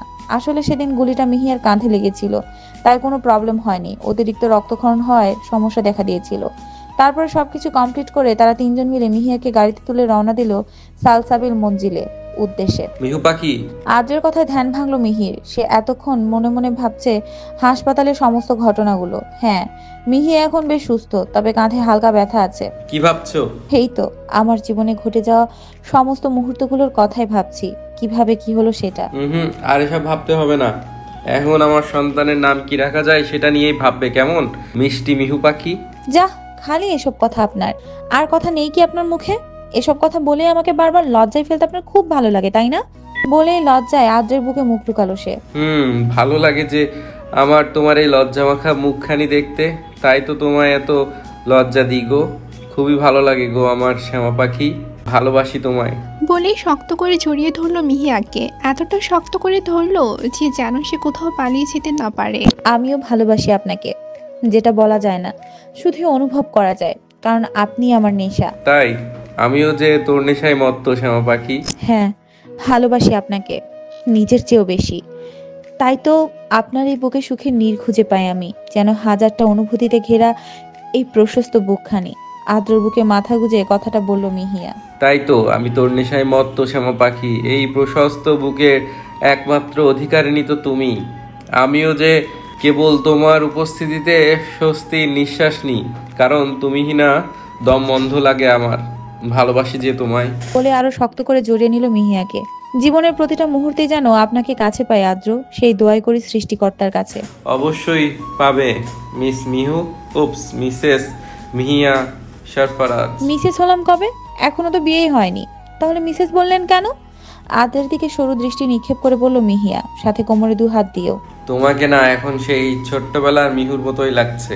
সে স্টাইল যেমন করে তুমি আমার দিকে ছোট্টবেলায় তাকাতে, তখন পেতনির মতো লাগলেও এখন কিন্তু হেব্বি লাগছে মিষ্টি বউ। বলেই চোখ টিপ মারলো আদ্র। আদ্রের এমন কাণ্ডে তো সেই রকম একটা লজ্জা পেল মিহি। বেচারি লজ্জা একদমই মাথা নিচু করে নিল। বউ ডাকটা শুনে তার শরীরে আলাদা একটা শিহরণ বয়ে গেল, যেটা প্রত্যেকটা মেয়েরই হয়, কেননা তার প্রিয় মানুষের মুখ থেকে এমন ভালোবাসা শব্দ আলাদা অনুভূতি প্রকাশ করে, যেটা কারো না শুনতে ভাল লাগে। মিহিয়ার ক্ষেত্রেও সে অনুভূতি প্রকাশ পেয়েছে। সেও চায় তার প্রিয় মানুষটা তাকে এমন করে সারাটা জীবন ধরে ভালোবাসুক। আদ্রের ছোঁয়ায় ধ্যান ভাঙলো তার। লজ্জা পেলে গো বউ? থাক, লজ্জা পেও না। আজ আমি তোমার পছন্দের সেই গানটি গাইবো, শুনবা? কোনটা? গাইলেই শুনতে পাবে। বলে মুখ ফুলে বসে রইল সে। ইস, মুখ ফুলিয়ে বসে থাকিও না গো বউ। মিহিয়ার দিকে এগিয়ে গেল, টুপ করে তাকে নিচের কোলে বসিয়ে দিল, অতঃপর গিটারের সুর তুলল। ভালোবাসবো বাসবো রে বন্ধু তোমায় যতনে, আমার মনের ঘরে চাঁদের আলো চুইয়া চুইয়া পড়ে। মিহিয়া অবাক হলো, মানুষটা তাকে এত ভালোবাসে সেটা সে বুঝতেই পারেনি। তার প্রিয় গানটার কথাও সে মনে রেখে দিয়েছে। আদ্রের প্রতি তার ভালোবাসা দ্বিগুণ হারে বেড়ে গেল, সাথে শ্রদ্ধাও। আদ্রকে না দেখলে সে বুঝতোই না যে মানুষের ভালোবাসা এত গভীর হয়। এমন করে কি দেখো মিহু পাখি? আপনাকে। আচ্ছা, আপনি আমাকে এত ভালোবাসেন কেন? আমি ভাসি না তো, আমার এই ছোট্ট মনটাই তোমায় ছাড়া যে ব্যাকুল, কিচ্ছু বুঝতেই চায় না তুমি ছাড়া। সবটা সময় তোমার নেশায় মত্ত হতে চাই। ভালোবাসি। মুখে বলতে নেই গো মিহু পাখি, হৃদয় অনুভব করতে হয়। আমিও ভালোবাসি, দেখো সেটা এখান থেকে আসছে, এই ছোট্ট হৃদগৃহ থেকে। বুকের বাপাস দেখিয়ে বলল আদ্র। অনেক রাত হলো, রুষা আর দুষ্টু পাখি আমার অপেক্ষায় থাকবে, আসি আমি। আচ্ছা যাও, তবে একটা কাজ আছে, ওয়েট। মিহিয়াকে দাঁড় করিয়ে আদ্র মিহিয়ার কপালে ভালোবাসার স্পর্শ এঁকে দিল। সাথে সাথে মিহিয়া কেঁপে উঠল, আঁকড়ে ধরলো আদ্রের পাঞ্জাবি। আদ্র মিহিকে তার থেকে আলাদা করলো, তারপরে বলল, যাও ঘুমিয়ে পড়ো, আগামী 2 দিন পর কিন্তু আমাদের বিয়ে। সো এখন ভালো করে ঘুমাও, না হলে ঘুমানোর সুযোগ পাবে না। বলেই আদ্র একটা স্মাইল দিয়ে মিহিয়ার মুখের সামনে দরজা লাগিয়ে দিল। এদিকে মিহিয়া আদ্রের কাণ্ডে অবাক না হয়ে পারল না। এটা কি বললো আদ্র? বিয়ের পরে ঘুমাতে পারবো না মানে? তার উপর দরজাও বন্ধ করে দিল, যেন ঘর থেকে বের করে দিয়েছে। সেটা ভেবে আদ্রকে যা ইচ্ছে তাই গালি দিতে দিতে তার রুমের দিকে এগিয়ে গেল সে। কি রে আপনি, কাকে গালি দিতে দিতে আসছিস? রুমে ঢুকতেই জিজ্ঞেস করে বসলো রুষা। কারে আর ওই সাদা বিলাইটাকে? সাদা বিলাই কোথাকার? হোয়াট দ্য সাদা বিলাই মিস্টার পু? কোমরে দুহাতে জিজ্ঞেস করলো নিতু। তোদের আদ্র ভাইয়া। রুমে ঢুকতে ঢুকতে জবাব দিল মিহি। কি কইলো ভাইয়া যে এতগুলো গালি শোনাই দিলা বেচারাকে? মিহির বা কাজ চাপা দিয়ে জিজ্ঞেস করলো রুষা। আর বলিস না, আমাকে নাকি বিয়ের পরে রাতে। সর, কিছু না, আমি ঘুমাবো। এবার রুষা আর নিতু দুজন দুজনের দিকে ভ্রুকুচকে তাকালো, ব্যাপারটা বোঝার চেষ্টা করছে মিহিয়া কি বলতে চেয়েছিল। তাদের কিন্তু মাঝপথে থেমে গেল। কুস্তো কারবার হে, তারাও আর কি করবে, শুয়ে পড়লো একসাথে। মিহিয়াকে মাঝখানে নিয়ে দুজন দুপাশে কোলবালিশের মতন জড়িয়ে ধরলো তাকে। সেই গত মাস থেকে এমন করে থাকছে তারা। অবশ্য তারা সকলেই বাড়িতেই থাকে, মানে সকলকেই শাহানা ইয়াসমিন সালসাবিল মঞ্জিলে থাকতে বাধ্য করেছে। সেদিনই যখন মিহিয়া একদম সুস্থ হলো, তার পরের দিনই হায়দার জামান সব সত্যি প্রকাশ করলেন, যে কেন সে তার সাথে স্বার্থপরতা করেছিল। ফ্ল্যাশব্যাক। আপু প্লিজ আমার কথা শোন, আমি জানি তুই এখন আমাকে অবিশ্বাস করছিস, সেটাই আমাকে যে জ্যান্ত লাশে পরিণত করেছে রে। আমি সত্যিই নিরুপায় ছিলাম। আজ অন্তত না হয় আমার কথাটা শোন, তারপরে তুই সিদ্ধান্ত নিস কি করবি সেটা নিয়ে, প্লিজ। আচ্ছা কি বলবি বল। শোন তাহলে, সেদিন যখন তোদের উপর হামলা হয়েছিল ঠিক তার আগেই আমাদের কারা যেন এক রুমেই আটকে রেখেছিল। সেই রুমে শুধু আমি, নাইমা, নিতুর মা আর নিহাল একই রুমে ছিলাম। শুধু বাইরে ছিল নিতু, কারণ সে তখন স্কুলে ছিল, কিন্তু তাকে ওই মাহমুদ আলমের লোকেরা ধরে নিয়ে এসেছিল। এরা যে মাহমুদ আলমের লোক সেটা পরে জানতে পেরেছিলাম। প্রথমে অবাক হয়ে ভাবছিলাম সে দুলাভাই ছিল, কিন্তু না, সে দুলাভাইয়ের আপন ছোট ভাই ছিল, যাকে তোর শ্বশুর মশাই ত্যায্য পুত্র করেছিলেন। অবশ্য সেটা অনেক পরে জেনেছিলাম, কারণ সে আমাকে তোর স্বামী বলে পরিচয় দিয়েছিল। কিন্তু ততদিন দুলাভাইয়ের প্রতি আমার ঘৃণা জন্ম নিয়েছিল। আমি যে তখন অসহায় ছিলাম রে বোন, খুব অসহায় ছিলাম। মাহমুদের লোকজন আমাদের একমাত্র মেয়ের গলায় ছুরি ধরে আমার সকল সম্পত্তি হাতিয়ে নিয়েছিল, কিন্তু আমার ভাগ্য সেদিন হয়তো সহায় হলো, কারণ সে আমার বাকি সম্পত্তির কথা জানতো না। সেগুলো নিয়েই সেদিন রাতেই আমি দেশ ছাড়ি। অবশ্য অনেকখানি ঝামেলা পোহাতে হয়েছিল। তারপরে আমি অনেক খোঁজ নিয়ে জানতে পারলাম সে দুলাভাই নয়, বরং তারই আপন ভাই মাহমুদ আর আদ্রের বাবার খুনিই তারা। আমাকে এই সমস্ত কাজে সাহায্য করেছিল নিতু। ওকে আমি মাহমুদের বন্ধুর মেয়ে বলে ওদের বাড়িতে পাঠিয়েছি। সেখান থেকে পাওয়া সমস্ত তথ্য নিতুই আমাকে দিত। সে মূলত সেখানে গিয়েছিল ওর মিষ্টিপুকে খুঁজতে, কিন্তু সেই চক্রান্তের মূল মাস্টারমাইন্ডকে খুব সহজেই চিনতে পেরেছিলাম নিতুর মাধ্যমে। সে কে জানিস? কে? অবাক হয়ে জিজ্ঞেস করলেন মাহবুব আলম। সে আর কেউ না ভাইজান, আপনার ভগ্নিপতি। হ্যাঁ, আপনার ভগ্নিপতি খালেদ চৌধুরী সেই মাহমুদের সাথে হাত মিলিয়ে সব কাজ করেছিল। কি বলছো এইসব? না আঙ্কেল, মামা যা বলছেন সবটাই ঠিক, কারণ আমি নিজেই তাকে পুলিশে দিয়েছি, আর এটাই সত্য। পুতুল aunty, I am really sorry. আমি অন্যায়কারীকে প্রশ্রয় দেই না বলেই ওনাকে পুলিশে দিয়েছি। কথাটি বলে তুতুল আফরিনের দিকে ফিরলো আদ্র। আমিও বাস্তবতা মেনে নিয়েছি আদ্র, সবটাই ওর দোষ ছিল। আমি জানতাম সবই, কিন্তু মুখ খুলতে পারিনি, কারণ সে হুমকি দিয়েছিল আমার মেয়েদের সে মেরে ফেলবে। তাই কিছু করার ছিল না আমার। অসহায় ছিলাম আমি সেদিন। সে শাস্তি পাচ্ছে ভেবেই কষ্ট হচ্ছে না, বরং শান্তি লাগছে আমার। বলে চোখের জল মুছলেন তুতুল আফরিন। এটুকুই ছিল সেদিন মূল পক্ষাপেট। এখন তুই চাইলে তোর সিদ্ধান্ত নিতে পারিস। বলে হায়দার জামান শাহেলা ইয়াসমিনের দিকে ফিরলেন। তার আগেই শাহানা ইয়াসমিন বলে উঠলেন, কোনো সিদ্ধান্তই নেওয়া চলবে না, এখানে সবাই পরিস্থিতির শিকার, সো নো সিদ্ধান্ত। শাহানা ইয়াসমিনের কথায় সকালে উচ্চস্বরে হেসে দিল। শাহেলা ইয়াসমিন কান্না জড়িত কণ্ঠে হায়দার জামানকে বললেন, আমাকে মাফ করে দিস ভাই, তোকে না বুঝে এতদিন তোর সাথে যোগাযোগ রাখিনি। কি করছিস আপু? সবটাই বলছিল, এখন থেকে আমাদের নতুন করে চলতে হবে। সেদিন সকলে আবারও এক হয়ে গেল। হাসি ঠাট্টার মাধ্যমে কেটে গেল 2 মাস। আজ মিহি আদ্রর বিয়ে। সালসাবিল মঞ্জিলের প্রতিটা কোণা যেন আনন্দে উৎসবে ভরপুর। তার উপর বাড়ির বড় ছেলের বিয়ে বলে কথা, কারো খুশির রেশ যেন কাটছেই না। পরিবারের সকলে খুশিতে আত্মহারা। নিতু, রুষা, তাদের ফুফাতো বোন রিয়াপু আর তনিমাপু মিহিয়াকে একদমই ছাড়ছেই না। গায়ে হলুদ থেকে শুরু করে মিহিয়ার প্রতিটা কাজের দায়িত্ব তাদের উপরেই আরোপ করে দিয়েছে আদ্র। কোনো ভুল ত্রুটি হলেই অবস্থা খারাপ করবে বলেও জানিয়েছে আদ্র তাদের। তারাও চায় যে সারাক্ষণ মিহিয়ার পাশেই থাকতে, কেননা খুবই মিষ্টি ভাসিনী মিহিয়া। বিয়ের আগ মুহূর্তে মানে কবুল বলার সময় যখন আদ্রকে কবুল বলতে বলল, তখন এক দফা হাসির রোল পড়েছিল সেখানে উপস্থিতি সকলের মাঝে। কারণ আদ্র 3 কবুল এতটাই দ্রুত বলেছিল যে তার বেগ আলোর বেগ কেউ হার মানাবে এমন অবস্থা। মিহিয়াও বলেছে, তবে ধীরে সুস্থে। কবুল বলার পর যখন মিহিয়ার হাত আদ্রের হাতে তুলে দিলেন, তখন যেন মাহবুব আলমের বুকটা ফেটে যেতে চাইছে। তার আদরের বড় মেয়ে আজ অন্যের বাড়িতে বউ হয়ে যাবে তাদের ছেড়ে। আসলে বাবারা অন্যরকম, মেয়েদের জন্য তাদের অন্তরাত্মা বারবার কেঁপে ওঠে, বিশেষ করে যেদিন মেয়েকে তার জামাইয়ের হাতে তুলে দেয়। মিহিয়ার বাবাও একই। আদ্র অনেক কষ্টে কাজিনদের বুঝিয়ে শুনিয়ে বাসর ঘরে ঢুকলো। বিছানার উপর চোখ পড়তে দেখতে পেল ইয়া বড় একটা ঘোমটা দিয়ে বিছানার মাঝখানে বসে আছে মিহিয়া। তার চারপাশে বেলি আর গোলাপের পাপড়িতে ভরপুর। আদ্রকে আসতে দেখে খাট থেকে নেমে আদ্রর সামনে গেল মিহিয়া। যাওয়া মাত্র আদ্রের কথা শুনে চোখ বড় বড় হয়ে গেল মিহিয়ার। উপস, অনেকক্ষণ পর বউটাকে পেলাম। আজ আর ছাড়বো না বউ তোমাকে। চলো জান পাখি, বাসর শুরু করে দিই। এই একদমই না, আগে নামাজ পড়ে বিবাহিত জীবন শুরু করবেন, তারপরে বাকি সবটা। তার মানে নামাজের পর সবকিছুই করতে দিবা? হ্যাঁ, কথা না বলে অজু করে আসুন। বলে আদ্র ওয়াশরুমের দিকে এগিয়ে গেল। অতঃপর তারা নামাজ দিয়ে তাদের বৈবাহিক জীবন শুরু করলো। তারপরে জায়নামাজ গুছিয়ে রাখতেই আদ্র মিহিয়াকে কোলে তুলে নিল। আরে কি করছেন, কি পড়ে যাবো তো। বিশ্বাস আছে? তাহলে বলছো যে? না, এমনি। বিশ্বাস রাখো, ঠিক এভাবেই সারাটা জীবন এমন করে আগলে রাখবো তোমায় মিহু পাখি, ঠিক এভাবেই। কখনো আমাকে ভুল বুঝবেন না তো? কখনোই না। তোর নেশায় মত্ত হয়েছে কি ভুল বোঝার জন্য? সারা জীবন আগলে রাখার জন্যই তো আমি তোর নেশায় মত্ত মিহু পাখি। ভালোবাসি প্রিয়। ভালোবাসি আমিও। বলেই আদ্র মিহিতে মত্ত হয়ে গেল, যার প্রতিটা পবিত্র স্পর্শে কেঁপে উঠছে মিহি। আঁকড়ে ধরলো আদ্রকে। আদ্র মিহিকে বিছানায় শুইয়ে দিল।